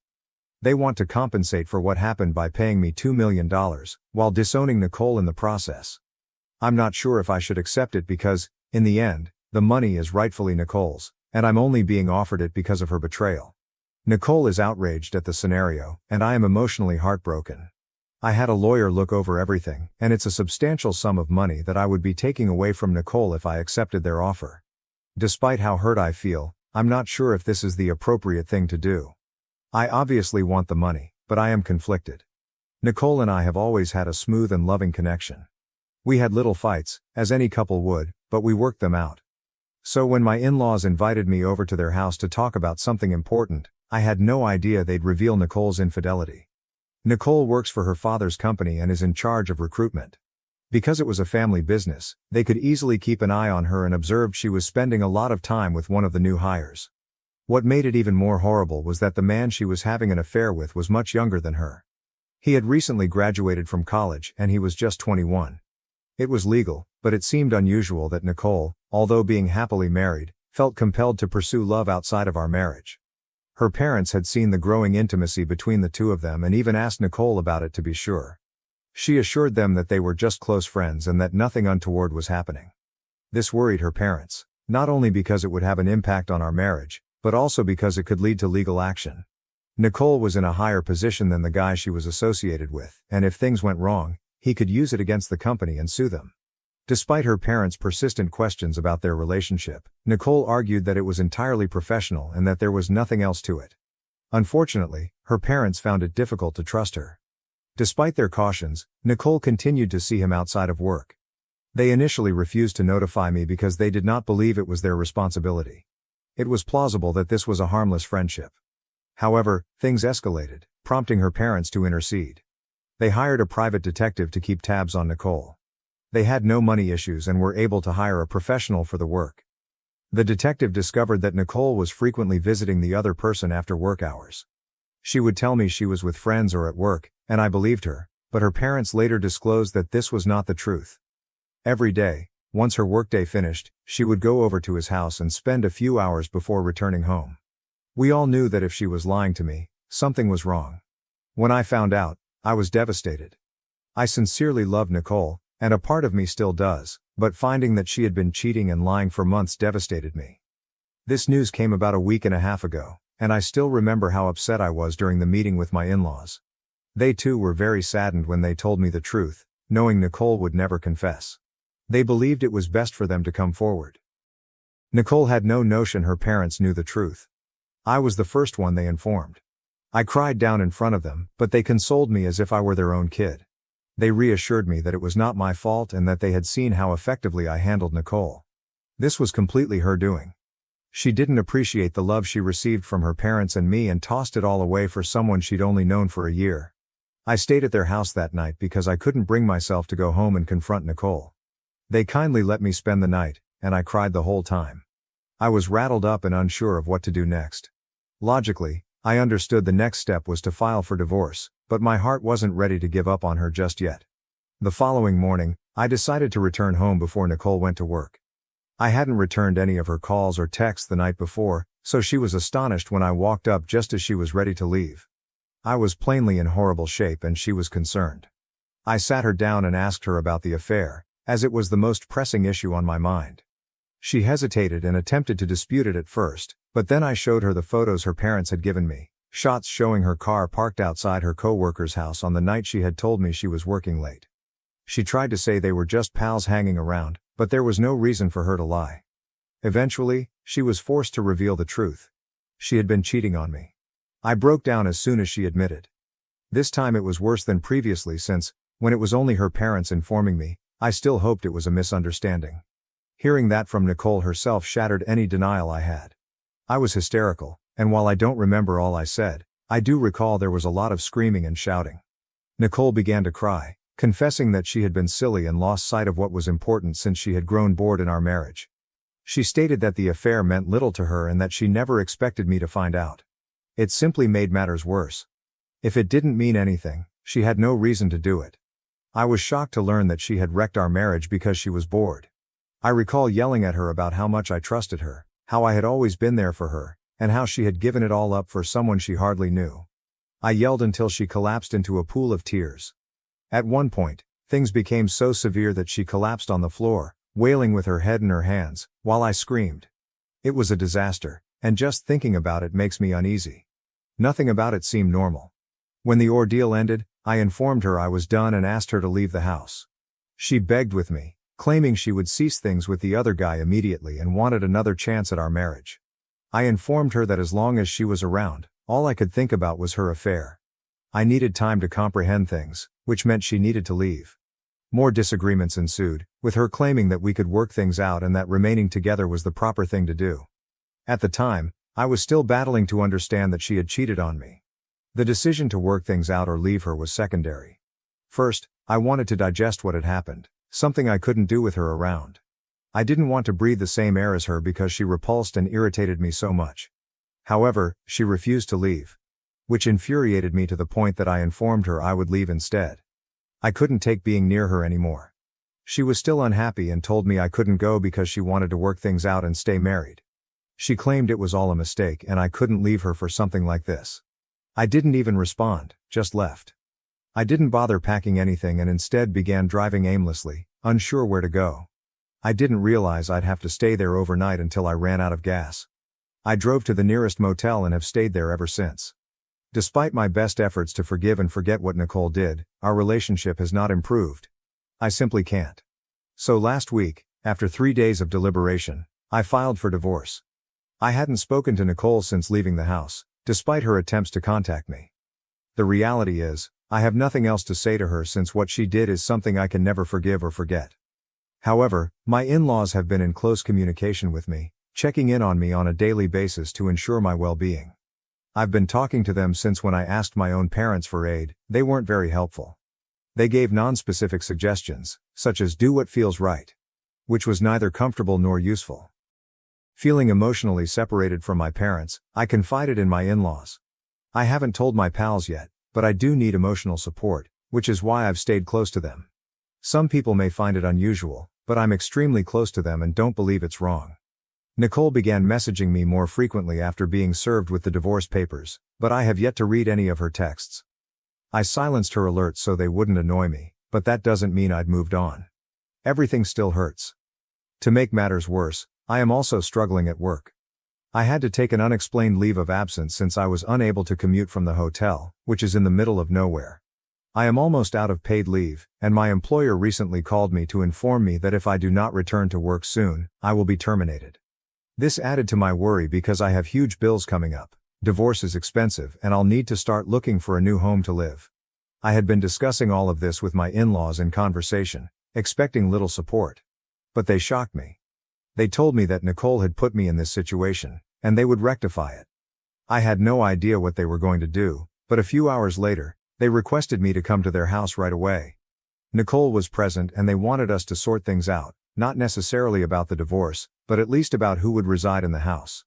They proposed Nicole stay with them, while I required the house to keep my work. I was hesitant to go because I did not want to confront Nicole, but my in-laws persuaded me, and I eventually accepted. When I arrived at their house, I was frightened to meet Nicole after such a long time, but I tried not to let it show. For the first several minutes, we avoided looking at each other. We didn't notice each other's existence until my in-laws began conversing. My in-laws offered that I take over the house so Nicole could live with them, which made sense given that they all worked in the same place. Losing the house would be a significant issue for me because it would mean losing my work without a solid place to live. Then, something unexpected occurred. Nicole began protesting that she did not see why she had to be the one to make such sacrifices. She said it was my fault we were divorcing and informed her parents that they, as her parents, should be on her side rather than mine. She accused them of supporting a cheater, which baffled us all. We stared at her, waiting for her to clarify what she was saying. Her tone was furious and full of conviction, and I began to believe she might have something to say that made sense. Unfortunately, she began spewing total rubbish, and I immediately knew she was just trying to make me look terrible in front of her parents so they wouldn't support me again. Nicole had no idea her parents had told me about the affair, so she probably assumed I had hired an investigator to collect those images myself. Nicole, completely oblivious of her parents' involvement, began fabricating a story, alleging that I was having an affair with a mutual friend. She stated she had noticed how cozy the two of us were whenever we hung together, and she even supplied manipulated images to make it appear as if I was romantically involved with my friend. Nicole stated that her own affair occurred because she was hurt after discovering my alleged adultery, and that she only went out with her coworker as a form of revenge. She explained to her parents that now that everything was out in the open, she expected them to kick me out of the house and cut relations with me. She insisted that they discontinue their friendship with me because she was convinced I had duped them into thinking I was the victim. Nicole also accused me of planning the meeting with her parents in order to portray myself as innocent and place all of the responsibility on her. At that point, I knew Nicole had made a serious mistake. She had just dug herself a hole with her lies, hoping to expose me and regain her parents' support. Given the circumstances, that was an extremely poor decision. Sure enough, her mother began ranting at her almost immediately, claiming she couldn't believe Nicole believed they'd fall for her falsehoods and badly altered images. Nicole was visibly moved by her mother's reaction, as she had clearly not expected it. Her parents indicated that they had expected her to be honest after being caught, but she had instead become a lying cheater. They even apologized, claiming that they had failed to raise her correctly if she had become this person.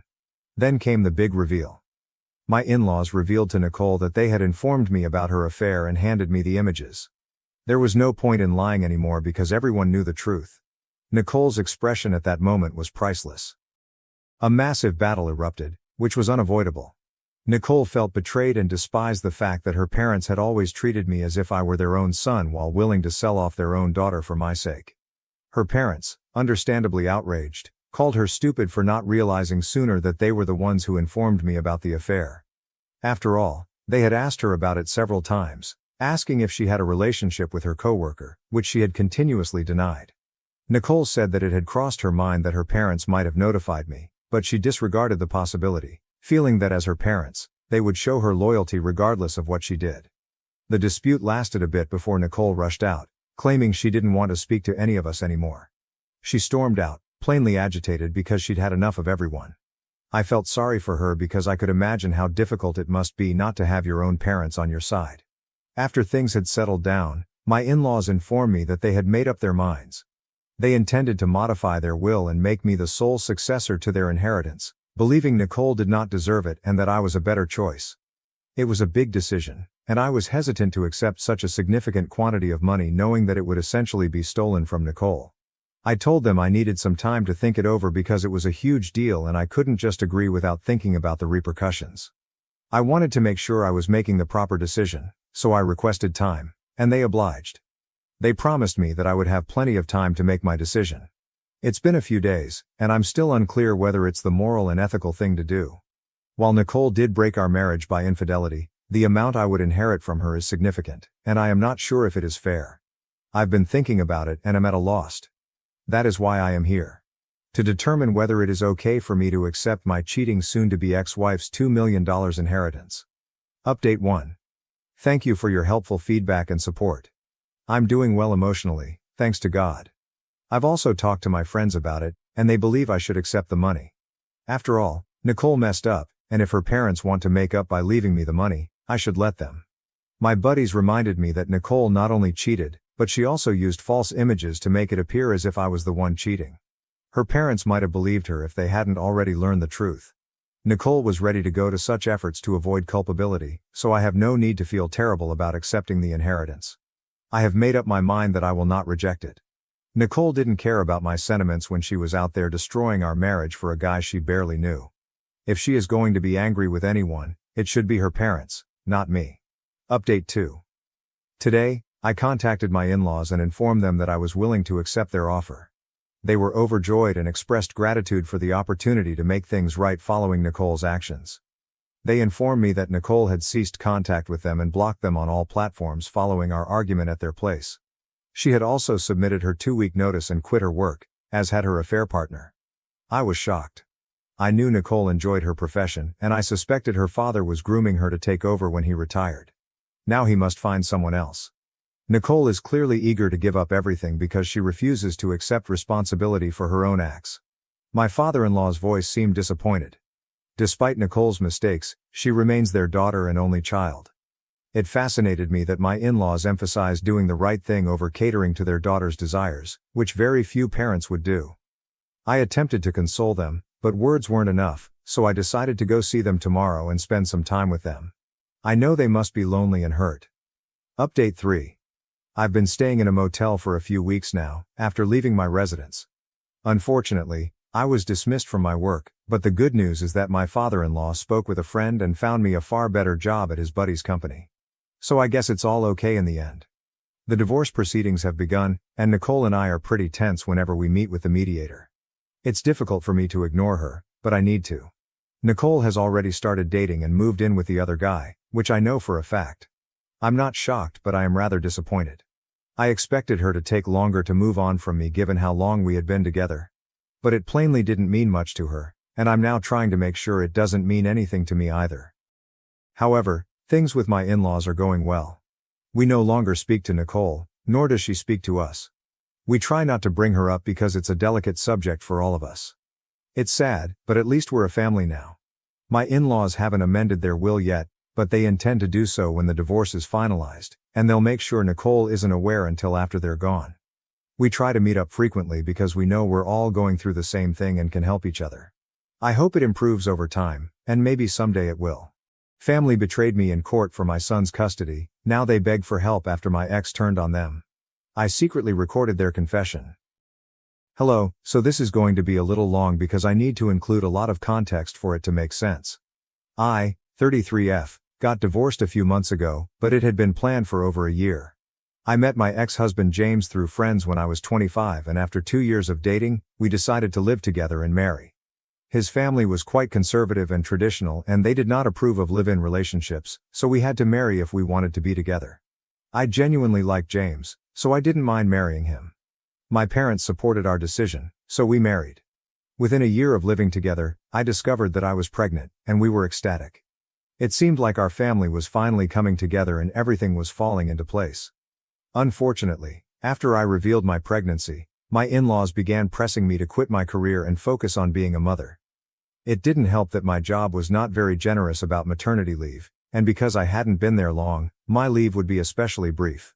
So at the time, I considered the advantages and cons and decided to leave my work. I didn't make this decision alone. James and his parents were convincing me it would be the greatest decision in the long term, so I just had to do it. James appeared assured and promised to take care of the family. I didn't have to worry about money. He'd bring enough home, and my sole attention would be on raising our child. My parents and older brother both agreed it was best if I stopped my job and stayed at home, like my mother had done. She elected not to return to work because family was her top concern. With pressure from both sides of the family, I chose to quit during my second trimester. Everything appeared to be in order, and I had complete faith in my husband to not let me down, so I quit my booming career to become a stay-at-home parent. However, shortly after my kid was born, I observed something peculiar about James's behavior throughout the latter months of my pregnancy. I couldn't put my finger on it, but his vibe felt odd. Sure, he seemed joyful when our baby was born, and I expected things to return to normal, but unfortunately, they worsened. He got angry around me, and if I tried to speak with him, he snapped. He only seemed genuinely happy when he was playing with our son. Aside from that, it seemed like he was constantly annoyed to be at home with me. He started working longer hours, and even on weekends, he made excuses not to spend time with me. I didn't understand what was wrong, but I kept trying to make our marriage work. Unlike him, I still loved him and refused to give up on us. This pattern persisted for around 2 years following my son's birth. James stayed at work longer than required, and even when he came home, he wasn't truly with me.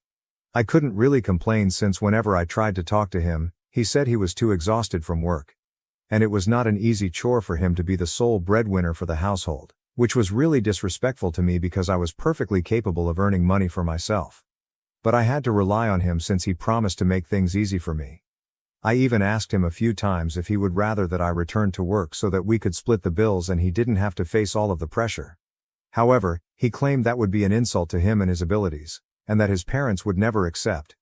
We'd have a difficult time with them if I went back to work. So I stayed at home and raised my son, which was the only thing that made me happy because James had changed. He was no longer the man I'd married. About a year ago, I discovered that James had an affair with one of his co-workers.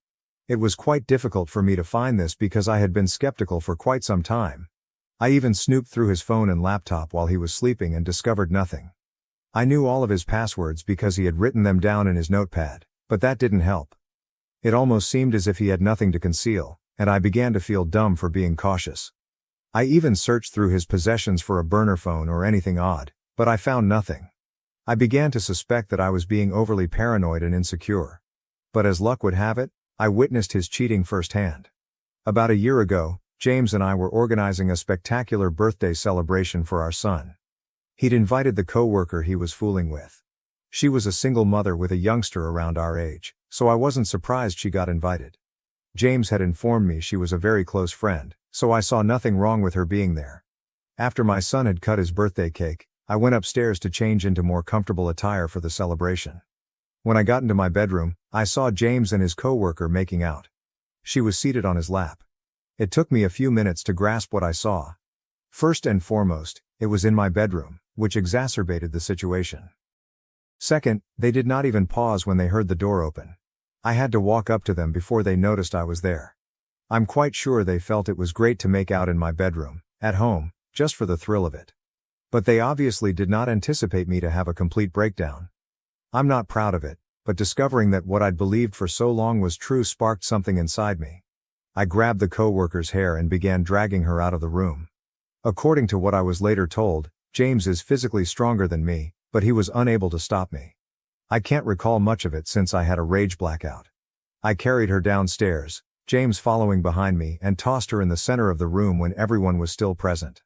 I don't recall much of what I said, but I supposedly called her various disparaging names and informed everyone what she and James were up to in my bedroom. I didn't care if my kid or his pals were present. Looking back, that was really uncomfortable and inappropriate, but I didn't consider it at the time. I screamed at the top of my lungs. My parents, brother, and in-laws were all present. My father eventually calmed me down and returned me to my room. Once inside, I completely broke down and sobbed uncontrollably. But rather than staying with me to console me, my father locked me in my room and returned downstairs. I should have known then that my parents did not genuinely care about me. I knew they were more concerned with appearances than reality, but this was absurd.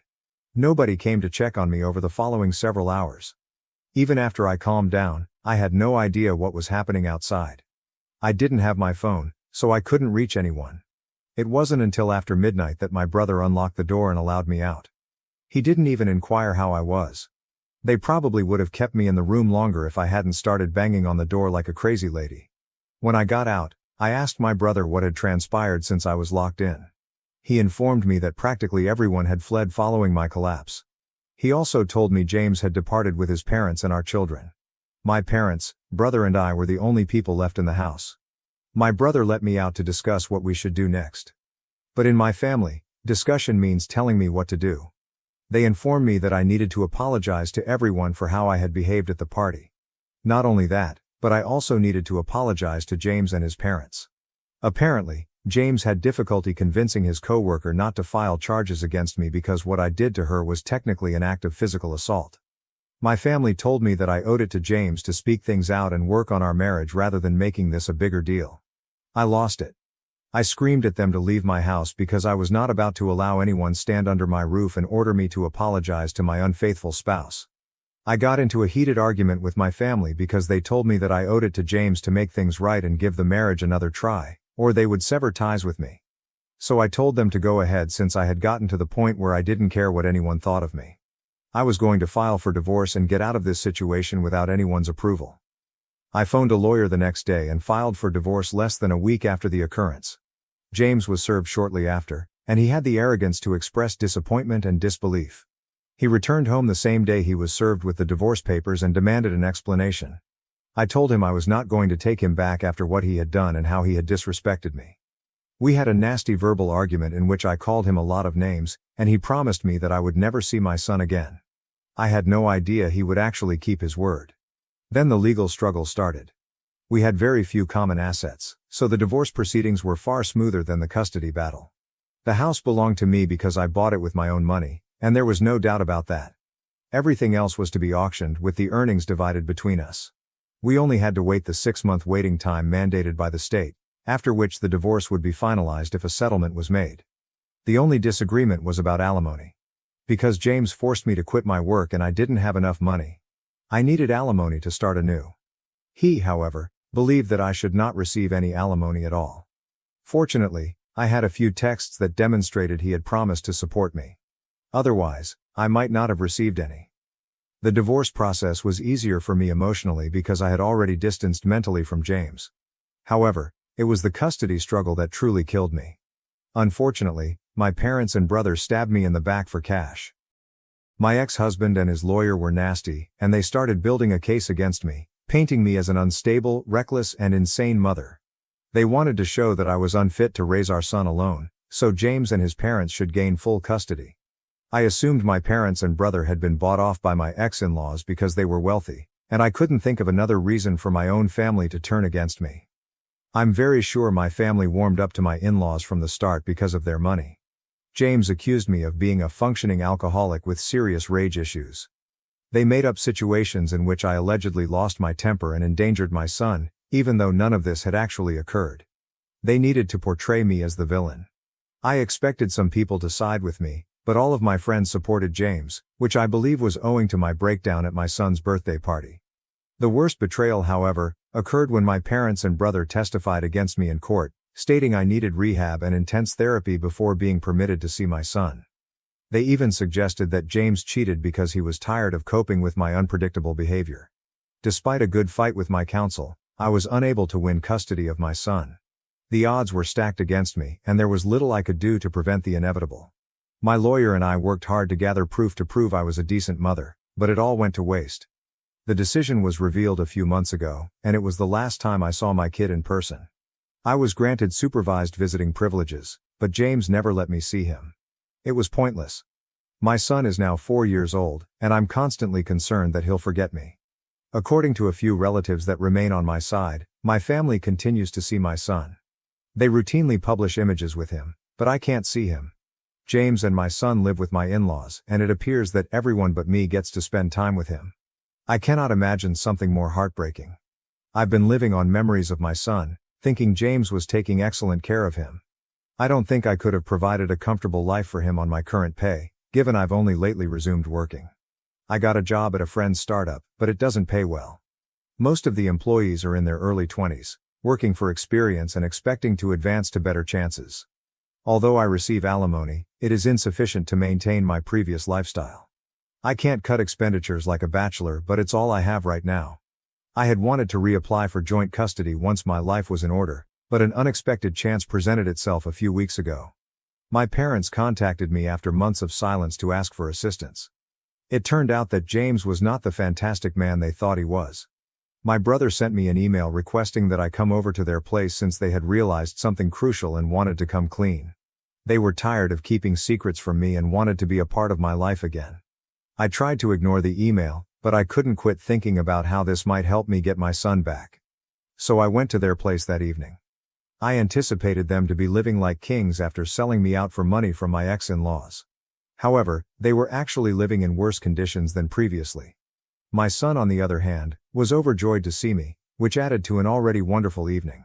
When I visited my family that day, they practically began pleading for forgiveness as soon as I walked in the door.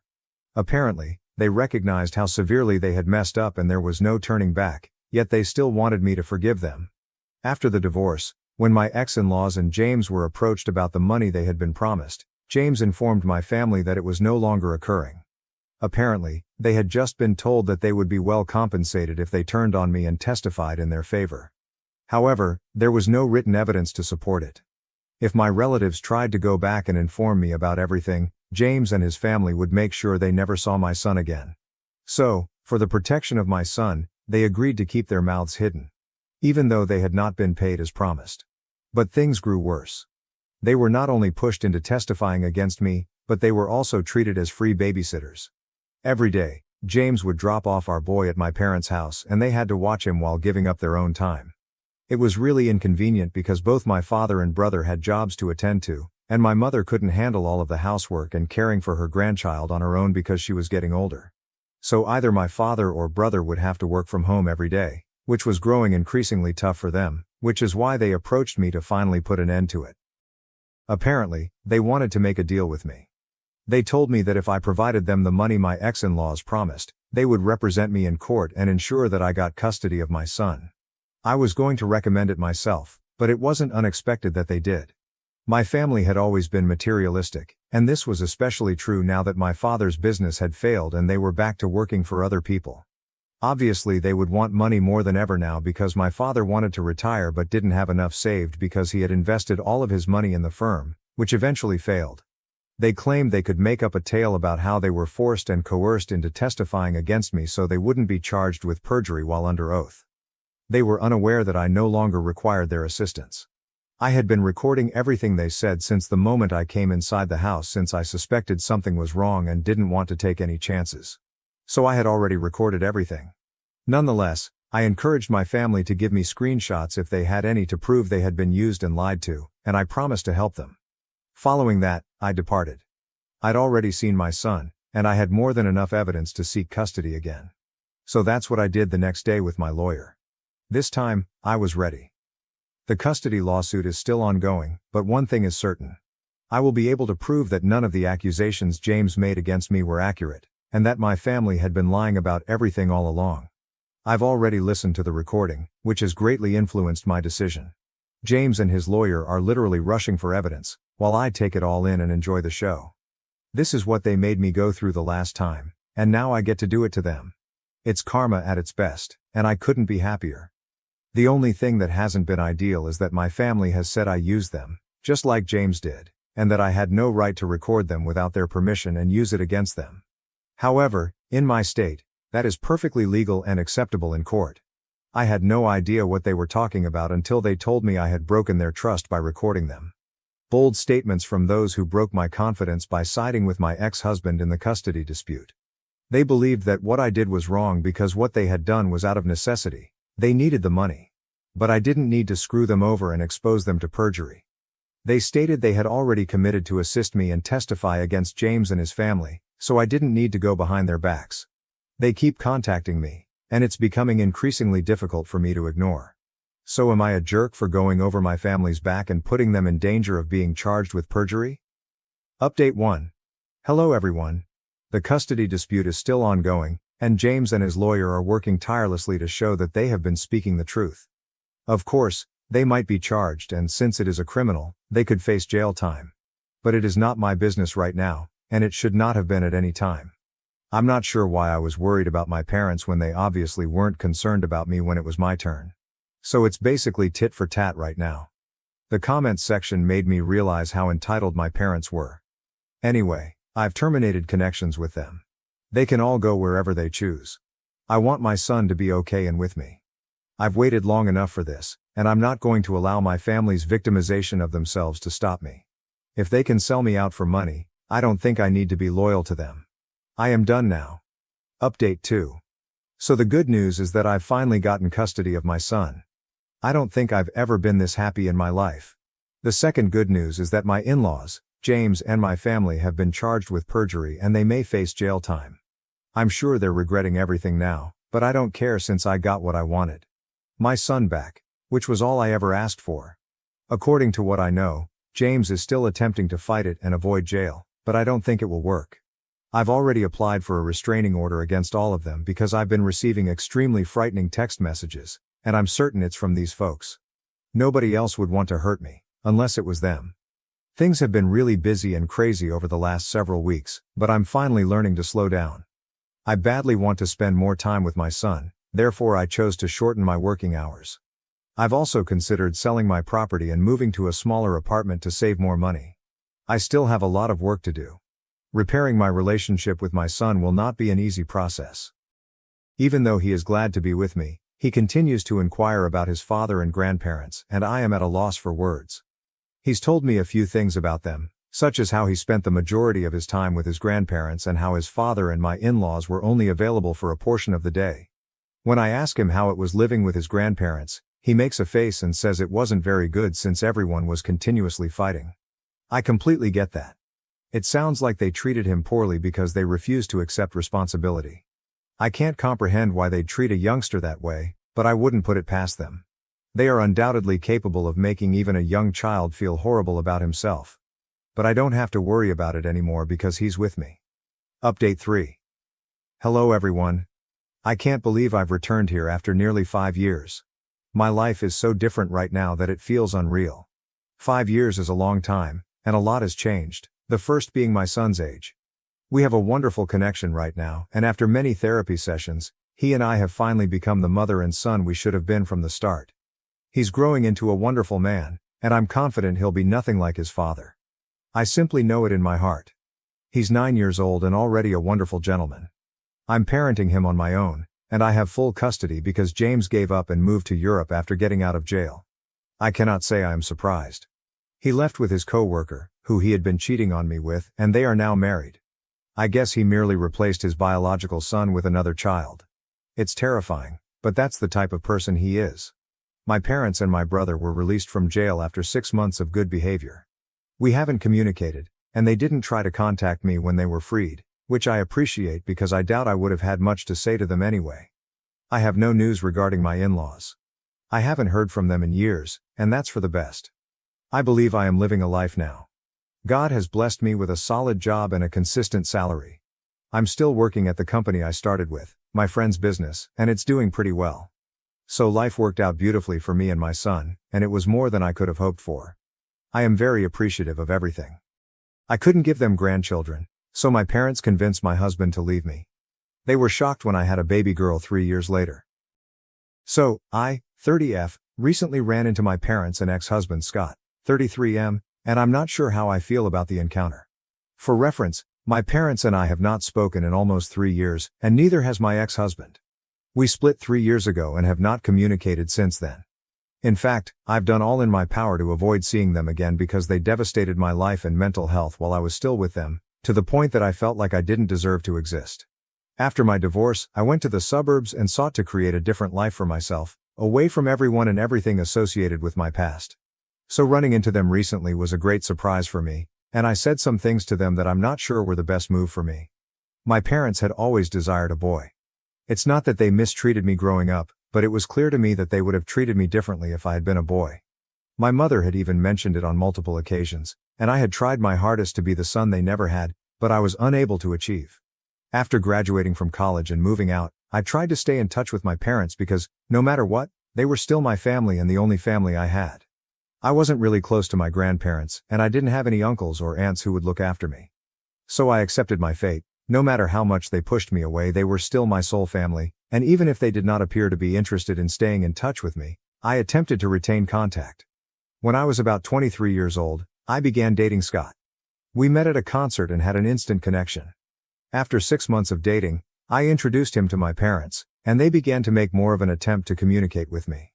They would call me more frequently, inquire about my relationship, and generally show more interest in my life. I had noticed the difference, but because it was welcome, I didn't give it much thought and simply accepted it. The longer I dated Scott, the more involved my parents were in my life. At one point, it seemed like we were all one big happy family. I was overjoyed since it was everything I had ever desired, so I didn't question it, even though I should have. After a little more than 2 years of dating, we became engaged and married after 3 years together. After we married, things were going well for a time, and I was enjoying my life as a newlywed. However, 6 months after my wedding, my parents began hinting that they wanted a grandchild. I was only 26 at the time, and I wasn't quite prepared. I wanted to wait a few more years before trying for a kid, but at their suggestion, I spoke with Scott, who was all for the notion of establishing a family. Because of his eagerness, we decided to begin trying for a baby immediately after our wedding. We tried for a long time, but after several months, we were still unable to conceive. We began to suspect that anything was wrong and opted to be tested. Unfortunately, I found out that I was infertile. It was a great shock for both of us, but my parents were even more disappointed, and they didn't even try to hide it. My father went away instead of comforting me when we told both of our parents. We decided to stop trying for a while, and Scott and I spoke about attempting other methods, such as IVF. However, this would be extremely costly, and success on our first effort was not certain. So we had to postpone our plans to raise a family until we had saved enough money to cover multiple rounds of IVF. We were satisfied with that, despite our initial disappointment. However, my parents were really dissatisfied. They stopped visiting and talking to me, and no matter how much I tried to explain that this wasn't all my fault, they weren't ready to listen. After a few weeks, I was so disappointed by their actions that I called them and vented. I told them they had been treating me unfairly since I couldn't give them a grandchild right now, which made me wonder if they were really capable of being decent grandparents when I did have a child. I informed them that they had always treated me cruelly because I was not a boy, and I saw how differently they treated my spouse. For a long time, I attempted to ignore it and keep our friendship going, but now I'm not interested in keeping in touch with them and would rather that they stay away from me forever. It was difficult for me to express that since for so long, all I wanted was their acceptance. But now I recognize that it was nearly impossible. Instead of apologizing, they escalated their actions and were happy with me not speaking to them again. They told me I was worthless as a woman since I couldn't have children, and they wanted nothing to do with me. It was painful to hear them say that, but at least I knew where I stood with them. After that phone call, I did not talk with my parents again, and we were done. When I told Scott about the phone call, he was sympathetic at first, but after a few days I saw that his attitude toward me was shifting. I ignored it at first because I was already going through a difficult time mentally, and I didn't want to accept that my spouse might leave me. So I started pretending that nothing was going on and that everything was fine. Within a few months, he had changed entirely and was constantly chilly to me. I tried everything I could to save our relationship, but nothing worked. 3 months later, he returned home with the divorce papers and announced that he was done with me. I couldn't say I was startled, but I did try to reason with him. I told him we could always try for a kid later, but he stated he had a lot of reasons to leave and didn't want to talk about it. He wanted it to end as quickly as possible because it was difficult for both of us. The divorce took nearly 7 months to finalize, and they were the most difficult months of my life. I was absolutely alone, and I had broken down. To make matters worse, a few weeks after he informed me that he wanted a divorce and had moved out, I learned from a few relatives that Scott was supposedly living with my parents. I knew talking to them wouldn't help, so I decided to speak with my in-laws about it. It was an unpleasant chat, but they informed me that my parents had been in contact with Scott for several months. I suppose they had been brainwashing him into leaving me, which is why Scott decided to leave, even though my in-laws thought it was a bad idea. He had argued with them and stopped speaking to them. I'm not sure what they told Scott, but my in-laws informed me that Scott implied my parents had said he deserved better.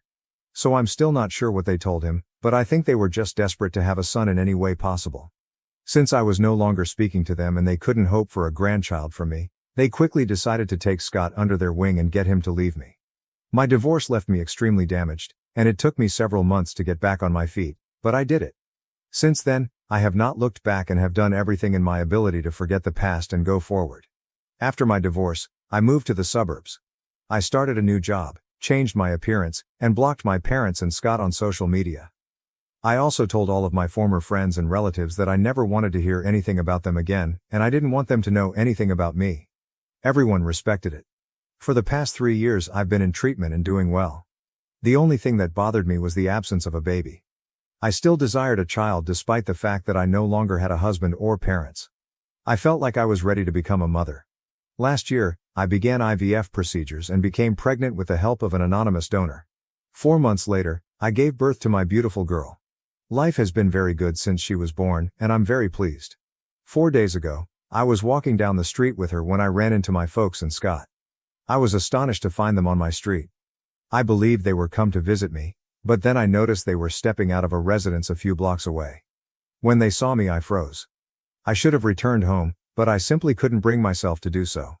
They approached me, greeted me, and immediately inquired about the baby, as they were aware that I was infertile. I responded truthfully, and by that point I had comprehended what was going on and began walking back home. But Scott stopped me and said he was delighted he ran into me because he had been thinking a lot about me lately. They had apparently come to visit his aunt, who had recently moved into the neighborhood, and he took bumping into me as a message from the cosmos that he should make things right and give our relationship another opportunity. My parents were also standing there and they demanded that I invite them home to talk about all that has been going on in my life, as they had clearly missed out on a lot. I was shocked that they were even suggesting this, let alone that they expected me to allow them in after everything that had transpired in the past. It took me 3 years to move on from everything, and I'm still in therapy trying to work through my emotions. So I had an outburst. I told them I'd rather have a lot of murderous wild animals in my house than them, since they'd still be better. I told them to quit acting like they cared about me or what was going on in my life, since the only reason they wanted to talk to me now was that I had a baby. My parents wanted to talk to me because they were finally going to have a grandson, and Scott wanted to talk to me because, clearly, he couldn't find anyone else. He assumed that because I had previously been able to conceive, getting pregnant again would be easy, and he could just return to my life.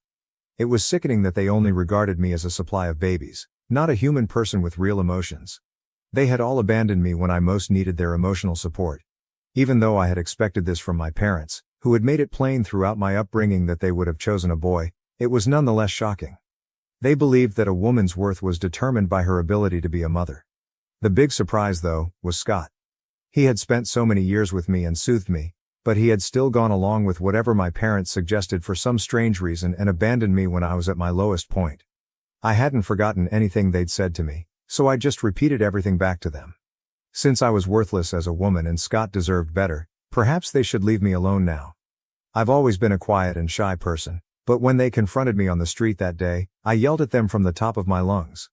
It was the culmination of 3 years' worth of rage, so it was quite unpleasant. After I finished ranting at them, I dashed back to my house and closed the door as quickly as possible. I was feeling quite bad after that, so I opted not to go to work for a few days and have stayed at home with my baby ever since. Since then, my interactions with my parents and Scott have played over and over in my mind.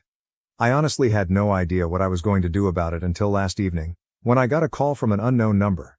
I'm not sure why, but I decided to answer the phone yesterday. Normally, I don't answer calls from unknown numbers.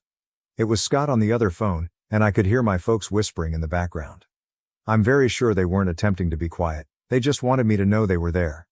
Anyway, I tried not to be too impacted by it. I just informed him that I did not want him to phone me again because otherwise, I would have to take preventive measures against him, which I did not want to do. I reminded him that the same thing applied to my parents. I didn't want anything to do with them, and the only reason I answered the phone was to inform them that I was done. I had finished 3 years ago and was still clinging to it. But Scott told me to hear him out, and I couldn't bring myself to hang up, so I let him speak. He admitted to me that he, like my parents, had made mistakes, but it was out of disappointment. He mentioned that both my parents and he were looking forward to beginning a family, having a baby and so on. They struggled to accept the fact that I was infertile and hesitant to do IVF until we had saved enough money. They hadn't handled it well, but they wanted another chance to prove they were worthy of being in my life. After a few seconds, I informed him I didn't want any of the rubbish they were selling me. They wouldn't have cared about me if they hadn't seen me carrying a kid that day, and that was the bottom line. That was the truth, and I was sick of them pretending otherwise. I was about to hang up when my parents spoke out from the background, saying that this was exactly the type of behavior that had caused them to cut me off in the first place. Apparently, they thought I was selfish and just concerned with myself when I discovered I was infertile.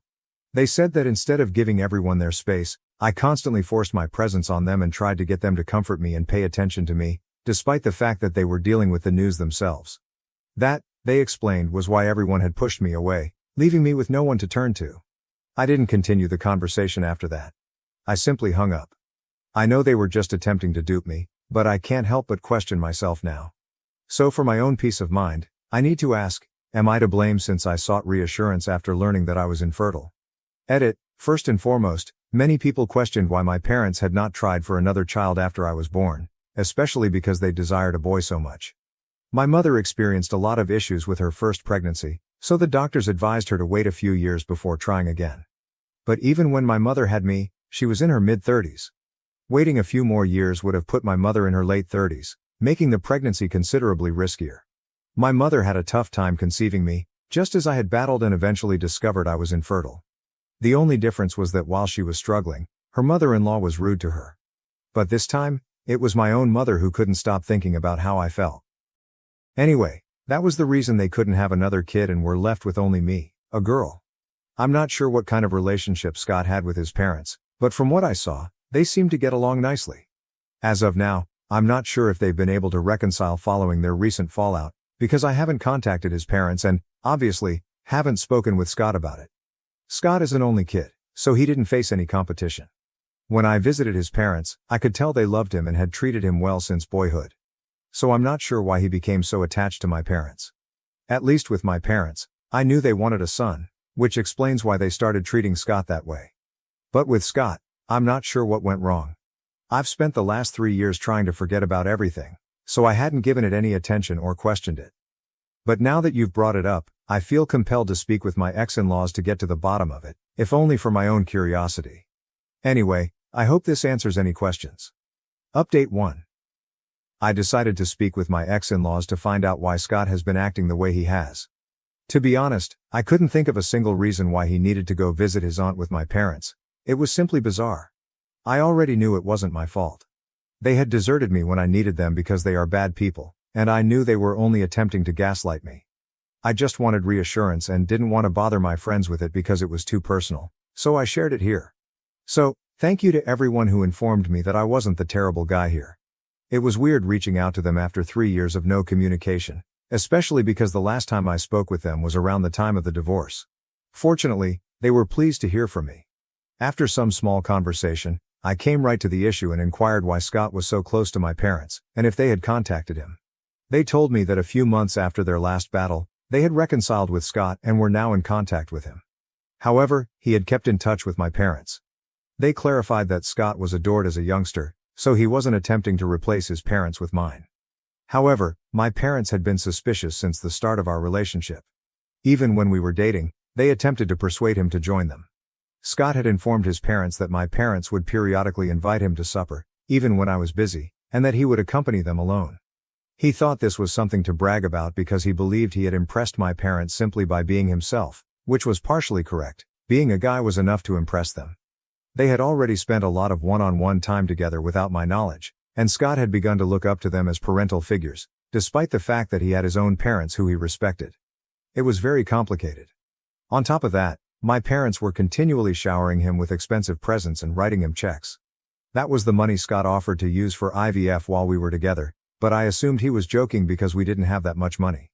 I never wanted him to do anything dirty for money, and he didn't want to tell me that he had gotten a large sum of money from my parents since it would have forced him to reveal the nature of his relationship with them. Even after that, I declined to go with IVF because I did not believe he had the funds and I wanted to save. My parents used that to persuade him to oppose me, claiming he deserved better, someone who believed in him. Within a few months, they were able to brainwash him, and he eventually left me. My ex-in-laws apologized to me, but said that while they disagreed with Scott's relationship with my parents, he was their only son, and they couldn't cut him off either. I don't blame them, they owe me nothing, and they were only being helpful by speaking the truth. Now that I know the reality, I see no need to entertain any of them if they contact me. They're all horrible people that don't deserve my attention. Update 2. I finally decided to return to work after nearly 2 weeks off. Fortunately, I have plenty of maternity time left because I did not take the entire 6 months off in one go, and my company's policy is flexible. While I was at work, just my daughter and her babysitter remained at home. I trust the nanny totally because she has excellent recommendations and I know her personally. She's an excellent woman. She called me about halfway through the workday. She quickly informed me that she had moved my kid to her own home since she was unsure whether staying at my place was safe given my ex-husband's conduct. I consented and let her take my daughter home, guaranteeing their safety, and then contacted the cops as I drove home. On the phone, she told me that Scott had been outside for a few minutes, yelling for me to come out. When he learned I wasn't home, he attempted to kick down the door. He was cursing loudly and my daughter was sobbing, so my nanny called me right away so I could notify the police. She exited through the back door and strolled to her home via the backyard gate, as she lived only a few minutes away. That way, my baby could be safe while I dealt with my ex-husband and the cops. To be honest, compliments to her. Her primary goal was my child's safety and well-being, which was appropriate. When I got home the cops had already arrived, and it was clear Scott had been drinking. It seemed strange because it was only around midday, yet there he was, inebriated. I decided to file charges against him because he had really ticked me off and I wanted him out of my life. This also offered me the opportunity to get a restraining order against him, since he was plainly losing control. The authorities took him away, and a few minutes later, my nanny returned with my daughter. I gave her the rest of the day off because I plan to stay at home with my child. I'll probably have to take a few more days off from work, but I'm not complaining because I get to spend more time with my favorite person. Update 3. It's been a few weeks since my previous post. I've been busy caring for my baby and decided to embark on a new project, which has been exciting. Regarding the situation between my parents and Scott, I was able to obtain a restraining order against him. Fortunately, it wasn't too difficult because I had surveillance tape from the day he showed up intoxicated and started throwing a fuss when he learned I wasn't home. I suppose my parents looked at his condition and decided not to bother me anymore, so they've been staying away. My ex-in-laws informed me that, following what happened, they have decided to cut relations with Scott as well. Apparently, he's having trouble locating other ladies, despite his desire to start a family. He can't do it without a partner, and he dislikes the thought of adopting, which may explain why he acted out the other day. But it doesn't mean I have to forgive him, especially given everything he's put me through. My parents are still attempting to badmouth me to my relatives, which is unfortunate because it isn't working. Everyone knows they did the worst thing to me, and now they're pretending they're the victims. That's not how it works, and they're finding out the hard way. I'm delighted they won't have any relationship with their grandchild. I won't allow it. My kid and I will have a lovely life together without anyone troubling us, and I'm determined to be a far better parent than the ones I had as an example. My sister-in-law faked car accident injuries to manipulate my husband, but I caught her on camera. Now she's in jail for fraud. I never expected to be spilling my heart out on Reddit, yet here I am, desperate for advice and support. I'm Nancy, 28F, and I'm currently dealing with my husband's family, notably his sister Jenny, 32F. Jenny and I have always had a rocky relationship, but recent events have pushed things to breaking point. To provide some context, I met my husband Warren, 30M, at a mutual friend's Halloween party 5 years ago. I remember it like it was yesterday. I was dressed as Wonder Woman, and he arrived as Clark Kent. We spent the entire night conversing in a secluded nook, ignoring the craziness of the party around us. We hit it off right away, bonding over our mutual love of hiking, photography and 1980s movies. I had never felt such an instant connection with anyone before. We chose to marry after 2 years of dating, which included weekend escapades, nice movie nights, and the occasional disagreement, typically about Warren's habit of leaving his socks everywhere. Our wedding was a small, personal celebration in a rustic barn, attended by close friends and family. That was when I first met Jenny. Jenny made it apparent from the moment we met that she did not like me. She arrived late for the rehearsal dinner in a white outfit that looked strangely bridal. During her toast, she spent more time reminiscing about her childhood memories with Warren than wishing us success in our marriage. She even accidentally poured red wine over my outfit during the reception. At the time, I put it down to wedding day stress and attempted to dismiss it. Jenny's behavior intensified over the months.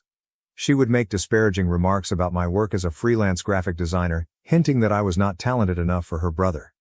"Oh, you're still doing that little drawing thing?" she'd ask with a condescending smile. "I thought you'd have found a real job by now." Each comment seemed like a small knife, eroding away at my self-esteem. Warren is from a close-knit family, and he has always been protective of Jenny.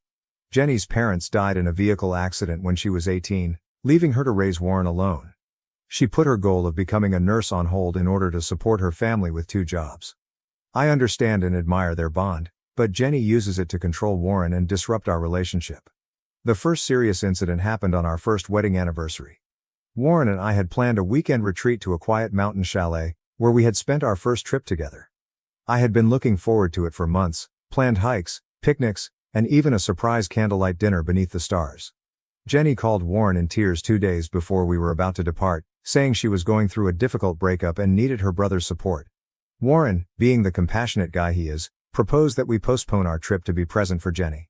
I was disappointed, but I understood the circumstances. After all, family comes first, right? However, when we got to Jenny's house, we discovered her laughing and drinking wine with her friends. There were no signs of a split or sorrow. When I asked her about it later, she dismissed it, claiming she was simply feeling low and needed some companionship. "You wouldn't understand, Nancy," she murmured patronizingly, patting my arm. "Warren and I share a special bond. Sometimes I just want my lil' brother around." Warren saw nothing wrong with it, but I couldn't resist the suspicion that Jenny had purposefully thwarted our intentions. Jenny's intrusion into our life increased in frequency and severity over time. She would pop up unexpectedly to our place, usually on date nights or when Warren and I had scheduled some quality time together. She once interrupted a romantic supper that I had spent hours preparing. "Oh, did I interrupt something?" she inquired innocently, before settling into our couch and putting on the television. She would phone Warren at weird hours, claiming to have various emergencies that always seemed to be resolved by the time we arrived. One night, at 2 a.m., she called to report a gas leak in her apartment. We rushed over, only to find her quietly watching a movie, saying the scent had vanished just before we arrived. The problem came to a climax last month at Warren's 30th birthday celebration. I had spent weeks preparing a surprise party for all of Warren's friends and colleagues. I even managed to fly in his best friend from college, Mike, whom he hadn't seen in years due to their locations on separate coasts. The celebration was in full swing, with everyone enjoying the catered cuisine, open bar, and the presentation of Warren's life that I had painstakingly created. Jenny arrived an hour late, crashing into the living room while evidently intoxicated. She was holding a large gift box covered in glittering gold paper, and she proudly stated that she had the nicest present for her newborn brother. The room went silent as she demanded everyone's attention. The box contained a set of keys. Jenny proudly announced that she had purchased Warren a classic car he had long desired, a 1967 Chevrolet Impala, the very kind his father used to drive. I felt my heart fall. My own gift, a homemade picture album recording our relationship and a weekend vacation to his favorite camping spot, fell short in contrast. The room fell silent as all eyes went to Warren. I could see the conflict on his face. He was definitely moved by the gesture, but he was also concerned by the gift's extravagant nature. "Jen," he continued quietly, "this is too much. How did you afford this?" But what occurred next really stunned me. Jenny looked at me triumphantly and said, "See, this is how you show love, not with some cheap crafts and a trip to the woods." Her words struck deep, and I felt embarrassed in front of all of our guests. The room became uncomfortably quiet, and our friends shifted nervously, unsure where to look. Warren eventually spoke up, his voice strained with rage. "Jenny, that is enough. Your actions are improper and you should go." Jenny's face was distorted with wrath. She threw the keys at Warren's chest before stumbling towards me, pointing an accusatory finger. "You," she muttered, "have turned him against me. You are ruining our family." She stormed out, knocking over a vase of flowers and slammed the door so hard that a picture fell from the wall. The gathering soon dispersed after that, with guests making embarrassing excuses to go early. I was left standing in our living room, surrounded by half-finished food and deflated balloons, feeling completely dejected. Warren and I had a long, emotional chat late into the night after everyone else had left. He apologized for not standing up to Jenny sooner and pledged to establish clearer limits with her. We agreed that Jenny's behavior was harmful and that we needed to minimize our interactions with her for the sake of our marriage. But as I looked into Warren's eyes, I could sense the sorrow and turmoil. How could I ask him to choose between his wife and his sister, who had given so much for him? The next day, Warren called Jenny to discuss what had transpired. He informed her that her acts were inappropriate and that she needed to apologize to me if she wanted to remain a part of our life. Jenny refused, claiming she had done nothing wrong and that I was causing difficulties in their family. "I'm the only real family you have left, Warren," she added, her voice full with sorrow. "Don't let her take that away from you. We've reached an impasse. Warren is caught between his feelings for me and his commitment to his sister. I don't want to force him to make a decision, but I can't keep living with the continual stress and drama. I'm thinking about suggesting that we move to a different city to get some distance, but I'm concerned about Warren's reaction. Will he consider it an ultimatum? Will this merely bring him closer to Jenny?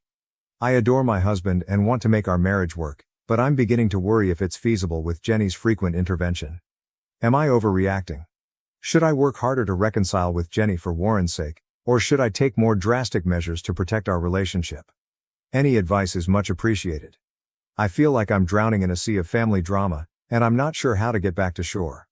Update. It has been almost a month since my original post, and I wanted to provide an update on Jenny's situation. A lot has happened, and I'm still trying to digest it all. Thank you to everyone who gave me advice and support. It helped me get through this difficult period. Following my previous essay, Warren and I discussed Jenny's behavior and its influence on our marriage numerous times more. We decided to take a break from Jenny for a while to focus on our relationship. Warren committed to minimize his contact with her and to always communicate with me before making any plans that involved his sister. It was not an easy decision for him, and I could feel the guilt weighing on him, but he saw that it was vital for our marriage. For the first few weeks, everything was peaceful. Jenny seemed to respect our boundaries, and Warren and I were spending some much-needed quality time together. We resumed regular date evenings, which we hadn't done in months due to Jenny's frequent interruptions. We even began organizing a vacation for just the two of us, a hiking trip through multiple national parks, which we had discussed since we first started dating but had never found the time for. For the first time in a long time, I felt optimistic about the future. However, roughly 3 weeks after Warren's birthday party, events took an unexpected turn. It was a quiet Sunday evening, and Warren and I were watching a movie on the couch when his phone called. Mrs. Johnson, Jenny's neighbor, was identified on the caller ID. Warren replied, his brow pinched with anxiety. Warren's face lost color as I watched, and he jumped up abruptly, nearly knocking over his glass of wine. "We'll be right there," he stated, his voice cracking. He turned to me, his eyes wide with horror. "Jenny has been in a vehicle accident. She is at St. Mary's Hospital." The drive to the hospital was tense. Warren held the steering wheel so tightly that his knuckles turned white while I attempted to obtain additional information from Mrs. Johnson over the phone. Jenny was driving home from a bar when she lost control of her vehicle and smashed into a tree. The police suspected she was driving under the influence. We arrived at the hospital and found Jenny in the emergency department. She was conscious but definitely in pain, with her right arm in a temporary cast and tiny wounds on her face from the smashed windshield. When she spotted Warren, she burst into tears and reached for him with her good arm. "I'm so sorry," she wailed as Warren gently embraced her. I botched up so badly." I stood awkwardly to the side, divided between sorrow for Jenny's situation and annoyance that yet another crisis had interrupted our lives. The doctor informed us that Jenny had been fortunate. Aside from a fractured arm and some cuts and bruises, she had no serious injuries. However, she would require someone to care for her for a few weeks while her arm healed. Warren offered to take care of her before I could even think about what that meant. "She can stay with us," he added, looking at me pleadingly. "Just till she gets back on her feet. We cannot leave her alone like this." I wanted to object and remind him of our commitment to keep boundaries, but how could I say no in this situation? I reluctantly nodded in agreement. Jenny moved in with us the next day, and it's been a nightmare ever since. She continuously demands Warren's attention, phoning him for everything. "Warren, can you help me with my pillows? Warren, I need a glass of water. Warren, can you change the channel for me?" It's as if she's returned to a defenseless child, and Warren is only too willing to play the role of protecting Big Brother. She complains about everything. "Nancy, the stuff you cook is too spicy. Don't you realize I have a delicate stomach? The way you've set up the guest room, the sun comes in too bright in the morning. Can't you get some better curtains?" And just about anything else she can think of. I try to be patient, reminding myself that she is injured and likely in pain, but it is wearing me down. The worst part is that I am beginning to suspect Jenny isn't as helpless as she claims to be. I've noticed her using her damaged arm normally when she thinks no one is looking, like reaching for the TV remote or adjusting her hair. But the moment Warren enters the room, she returns to wincing and gripping her arm as if it were made of glass. When I conveyed this to Warren, he accused me of being neurotic and uncaring. "She's hurt, Nancy," he replied, his voice tight and frustrated. "Why can't you just be supportive?" I felt crazy. Was I truly being unreasonable, or was Jenny manipulating us both? Things escalated last night when I overheard Jenny on the phone with a buddy. I hadn't intended to eavesdrop, but as I walked past the guest room to do laundry, I heard Jenny's voice, which was especially energetic and enthusiastic. Curiosity got the best of me, so I stopped outside the door to listen. "Girl, you wouldn't believe how well this is working out," Jenny said, laughing. "I have Warren waiting for me hand and foot. He's so concerned about me that it's almost too simple." She paused to listen to her friend's response. "The arm? Oh, it scarcely hurts anymore, but they don't need to know, do they? I believe I can stretch this out for at least another month. Maybe by then I'll be able to convince Warren that he's far better off with his real family." I felt like I had been hit in the stomach. All of my concerns were confirmed in the worst conceivable way. Jenny wasn't simply taking advantage of the circumstance, she was deliberately attempting to build a wedge between Warren and myself. I am at a loss on what to do. I tried to tell Warren what I heard, but he didn't believe me. He thinks I'm just trying to get rid of Jenny, and that my animosity for her is clouding my judgment. "Why would she lie about being hurt?" he said, his voice filled with mistrust. "That doesn't make any sense, Nancy. I feel insane in my own home, watching this lady influence my husband and destroy our marriage. The vacation we had planned seems like a distant memory now. Instead of wandering through gorgeous scenery, I'm stuck in a house with a lady who appears determined to destroy my life. I'm thinking about taking a few days off to clear my mind, possibly staying with my friend Lisa, but I'm concerned about leaving Warren alone with Jenny and her influence. What if I return to discover she has entirely turned him against me? I love my spouse, but I'm beginning to question if our marriage will survive this. How can we move forward if he does not believe me? How do I compete with the bond he has with Jenny? Any advice is much appreciated. I feel like I've reached the end of my rope and have no idea what to do next. Update 2. It's been 2 months since my previous report and Jenny's situation has taken an unexpected turn. I'd like to thank everyone who gave advice and support. It really helped me get through this difficult period. After my last update, I was at my wit's end. I couldn't continue to watch Jenny damage my marriage. Taking several commenters' advice, I decided to collect actual evidence of Jenny's deceit. I know many of you recommended against it, citing privacy concerns, but I felt I had no choice. I installed a covert camera in the living room. I told myself it was only for a few days, just to show to Warren that I wasn't hallucinating. Within 2 days, I had convincing evidence that Jenny used her wounded arm regularly when Warren was not around. I caught her lifting heavy books, fixing her hair, and even opening a tight jar lid with the arm she said was too painful to use. The true shock came when I recorded a chat between Jenny and one of her friends who had come to visit. Jenny blatantly criticized me, calling me gullible and boasting about how simple it was to deceive Warren. He's always been a sucker for the damsel in distress act, she told me. A few crocodile tears and he's putty in my hands. I felt horrible listening to it, but I knew I'd found the proof I needed. With shaking hands, I transferred the tape to a USB drive and waited for Warren to return home from work. When Warren came, I sat down and told him what I'd done. He was outraged at first, accusing me of invading Jenny's privacy, but I begged him to simply view the films. His face turned pale as he saw a film of Jenny using her arm normally and heard her taunting words. "I can't believe this," he said quietly, his voice scratchy. "Why would she do this?" I had no response for him, but I felt a flood of relief wash over me. Warren could now see the truth. Warren confronted Jenny in the evening. The subsequent argument was fierce and difficult to watch. Jenny first denied everything and accused me of doctoring the footage.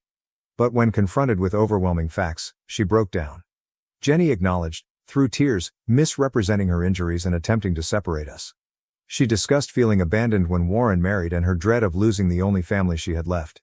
Jenny had never shown me this side of herself before, vulnerable, terrified, and extremely insecure. Warren, split between rage and concern for his sister, urged Jenny to leave our home immediately. She begged him to let her stay, pledging to reform, but Warren stood firm. "You need help, Jenny," he continued, his tone stern but not harsh. "Professional assistance, and until you respect our marriage, you are not welcome here." Jenny left that night, amidst tears and recriminations. The house felt strangely quiet after she left. Warren and I sat in silence for a long time, absorbing the day's events. Warren finally turned to me and apologized. "I'm so sorry, Nancy," he replied, his eyes overflowing with regret. "I should have believed you. I should have seen what was happening." We talked late into the night about trust, family, and the future of our marriage. Things remained tense for a few weeks, but they gradually improved. Warren went to therapy to sort out his confusing feelings about his relationship with Jenny. We also began couples counseling to repair the trust that had been broken and enhance our marriage. Then, approximately a month ago, we got unexpected news. Jenny had been arrested for fraud. Apparently, she was running a small-scale Ponzi scheme, defrauding friends and acquaintances of their cash. The classic automobile she had given Warren for his birthday. Warren was heartbroken after purchasing the item with stolen money. He felt bad for not recognizing the warning flags earlier and for maybe enabling Jenny's actions over time. I did my best to encourage him during this difficult period, reminding him that Jenny's actions were entirely her responsibility. We've now discovered that Jenny's deceptive behavior stretched far beyond our relationship. She had a history of abusing people's trust and sympathy for personal benefit. It was a difficult realization, but it helped Warren recognize that her actions were not his fault. This entire event has put our marriage to the test. There are times when trust difficulties return, when one of us retreats into our own thoughts, but we're working through them together. We've learned to communicate more openly and rely on one another for assistance. We're still processing what's happened, but we're doing it together. Warren has resolved to entirely remove himself from Jenny until she seeks proper help and makes sincere atonement. It's been difficult for him, but he knows it's vital for our well-being. We're focusing on healing and progress. We postponed our vacation and are looking forward to spending uninterrupted time together. There is still a long road ahead of us, but for the first time in a long time, I am cautiously hopeful about our prospects. Update 3. It has been 6 months since my last update, and I wanted to share some concluding thoughts on this chapter of our lives. Warren and I have made considerable progress in our relationship. Couples counseling has been really beneficial, teaching us improved communication skills and how to support one another during stressful situations. We had to relearn how to trust one another, which wasn't always easy. There have been disagreements, times of uncertainty, and nights spent sleeping in different rooms. However, we've rediscovered the love and connection that brought us together in the first place. Warren has persisted with his individual treatment, working through his complex emotions toward Jenny and his background. He's had to face some difficult truths about his childhood and the relationship between him and his sister. It has been terrible for him, but I can see him becoming stronger and more self-aware with each passing week. Jenny pleaded guilty to the fraud charges and is now serving a 2-year sentence. Warren debated whether or not to attend her trial, but eventually opted against it. He wrote her a letter explaining his decision and expressing his hope that she will utilize this time to ponder and seek the assistance she requires. We haven't had direct touch with Jenny since she went to prison, but we did get a letter from her about a month ago. She apologized for her behavior and the anguish she had caused us. She added that she has been diagnosed with many mental health concerns and is now receiving appropriate therapy. While the letter appears earnest, Warren and I are wary about getting our hopes up. We've agreed that if Jenny displays persistent long-term change following her release, we'll explore gradually restoring our relationship with her. But for now, we're keeping our distance. On a bright side, Warren and I finally went on the vacation we had planned. We spent 2 weeks hiking and camping in national parks, reconnecting with each other and the mutual interests that drew us together in the beginning. There were tensions, old scars emerging in quiet moments around the campfire, but also moments of joy, of rediscovering one another away from the stresses of our daily lives. We've also taken important decisions about our future. We plan to relocate to a new city next year for a fresh start. Warren has been offered an excellent work opportunity, and I'm delighted about the prospects for my freelance business in a new market. We both believe that a change of environment will allow us to put the turmoil of the past behind us and focus on creating our lives together. Looking back, I realize how this difficult experience has ultimately enhanced our marriage. We've learned to stand together in the face of external demands, to instinctively trust each other, and to prioritize our partnership at all times. Warren has developed tremendously, learning to set appropriate boundaries and spot manipulative conduct, even from close ones. Personally, I've learned to trust my instincts and speak up when something feels wrong. I've also discovered the value of patience and understanding, particularly when dealing with complex family dynamics. Although the trip has been arduous, I am grateful for where it has taken us. Warren and I are closer than ever, and we are cautiously optimistic about what the future holds. We know there will always be obstacles, but we are better prepared to confront them together. Thank you to everyone who has followed our story and provided support along the way. Your guidance and encouragement have been helpful. Here is to fresh beginnings and healthier connections. My daughter asked me to meet my granddaughter after 17 years. Am I the asshole for saying don't care for her or her daughter and to never contact me again? Original post, June 28, 2024. I am not sure if I'm an AH. Going to provide some background. I am in my 60s now. I was married to my ex-wife, and we had a daughter. Our marriage was going through its ups and downs, but I was really close with our daughter. But as our marriage was going through its difficulties, I made a huge mistake I still regret to this day. I started having an affair with my coworker. She was in a violent, physically abusive relationship at home. We became friends at work, and things just escalated from there. She got an out from me, she got the support she needed to file for divorce from her husband, who is currently in jail now. The affair went nowhere and we called it off shortly after, but I was glad that she got out of her abusive relationship and that she was safe. But when my ex-wife found out about the affair, things didn't go well. She lashed out and said a lot of horrible things about me to our daughter, who was 15 at the time. I admitted full fault with the affair, but even after the divorce, I sensed that the distance between me and my daughter was growing, until one day, my daughter said she wasn't going to speak with me anymore, and she was going to cut me off from her life forever. That was the most painful thing anyone had ever said to me. I begged her to please reconsider. I still remember that day. But time passed on. My daughter kept her word, and after trying to connect with her for the first year, I gave up. I found out from one of my mutual friends that my ex-wife married a great guy. I was happy because I was hoping that would remove the hatred from my ex-wife and my ex-wife would advise our daughter to at least rekindle a relationship with me. But that never happened. I moved states a year later. I am at peace now, but still have some aching sadness. I have retired. Both my parents have passed away. My brother passed away tragically a couple of years ago. To be honest, I am waiting for my turn. I have only my dog and my sister left. A couple of hours ago my daughter called me on my phone. I haven't spoken to her in 17 years. I instantly recognized her voice, but I didn't feel anything. No happiness, no sadness, just indifference. She was crying a lot on the call, and we caught up on life. She's married, and she has a daughter who's now 12. She apologized for cutting off contact, and she says her mom asked her to reconnect with me, as her mom felt guilty about how everything played out. She said she really wanted me to meet her daughter, and her daughter was constantly asking about granddaddy. But I wasn't feeling anything. After we caught up on everything in our life, I told her I don't care about her or her daughter, and to never contact me again. I then hung up. Was I the AH? AITA has no consensus spot. OOP received the majority of YTAs, with few others. Comments: Tidy Nuggets.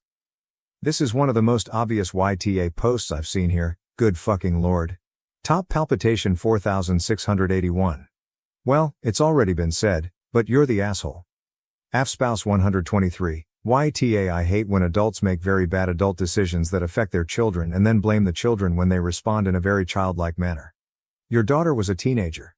That is a rough time for kids even when their home life is stable. You gave her one whole year before you cut bait and gave up on her. Then you moved away. You told your daughter that she wasn't important enough to fight for and she believed you. Now that she is an adult with a child of her own, she has reached out to you and you again told her she wasn't important to you. She now knows she was probably right to cut you out the first time. OOP updated the next day. Same post, June 29, 2024. Update. Look, I was extremely drunk last night. The words which came out of my mouth weren't the best, and my comments on my post weren't great either. Seeing how everyone said I was the AH, I decided to call my daughter again an hour ago. I didn't really expect her to pick up the call, but she picked up immediately. I apologized last night, and she said there was no need to apologize. I then sent her a link to this Reddit post on messages, and told her I know I was the AH, and thousands said so. She again said I wasn't the AH. She started crying again. I told her she's free to come to my house anytime the next 4 months, because after that I will be leaving the country with my sister and our dog. Our parents left us a nice farmhouse in their home country, and we will be spending the rest of our lives there. I sent her my address in messages, and my daughter said she'd come with her husband and her daughter by the end of next week. She asked if she was welcome to stay there for multiple days, and I told her she could stay for however long she wanted, as our house was spacious enough. Update 2. I have moved to the farmland, and am looking forward to spending the rest of my life here with my dog and my sister. It is peaceful and scenic. My daughter did come by to visit me with her husband and her daughter before I left the country. It was really nice seeing my granddaughter, who looked a lot like her mom. They stayed over at our place for a week, and we had a good time. However, it got a little sad when I told my daughter in private I had no interest in being a grandfather, and just didn't have strong emotions for it. I think those words really stung her, and my daughter did cry a lot after I said those words. My daughter wanted to rekindle our relationship, but it's just too late now. I told my daughter she's free to visit me in the farmland anytime she wants and the house is always open, but I doubt she'll be visiting anytime soon. The week she stayed over at my place before I left the country was a final goodbye for us. She has my number, but she hasn't called or texted since she left, and I haven't called or texted her either. That's the update for the many interested. This will probably be my only update. Comments. Commenter 1. I'm definitely about to be an outlier here based on these comments, and I'm going to stick to it. Based on the original post from 81 days ago, where not surprisingly most people called you TA, not only are you TA, you're a deadbeat selfish father and a cheater. You made your bed, you had a child and then cheated on your wife. You then blamed that child for your disgusting betrayal. And this is about to be odd after calling you TA, but I am proud that you decided to speak up and tell the truth. No child deserves to have a father who loves her so little, blames her for his mistakes, and now refuses to see her or his granddaughter because of his mistakes. Thank you for at least being honest that you are a terrible human being and not wasting her time.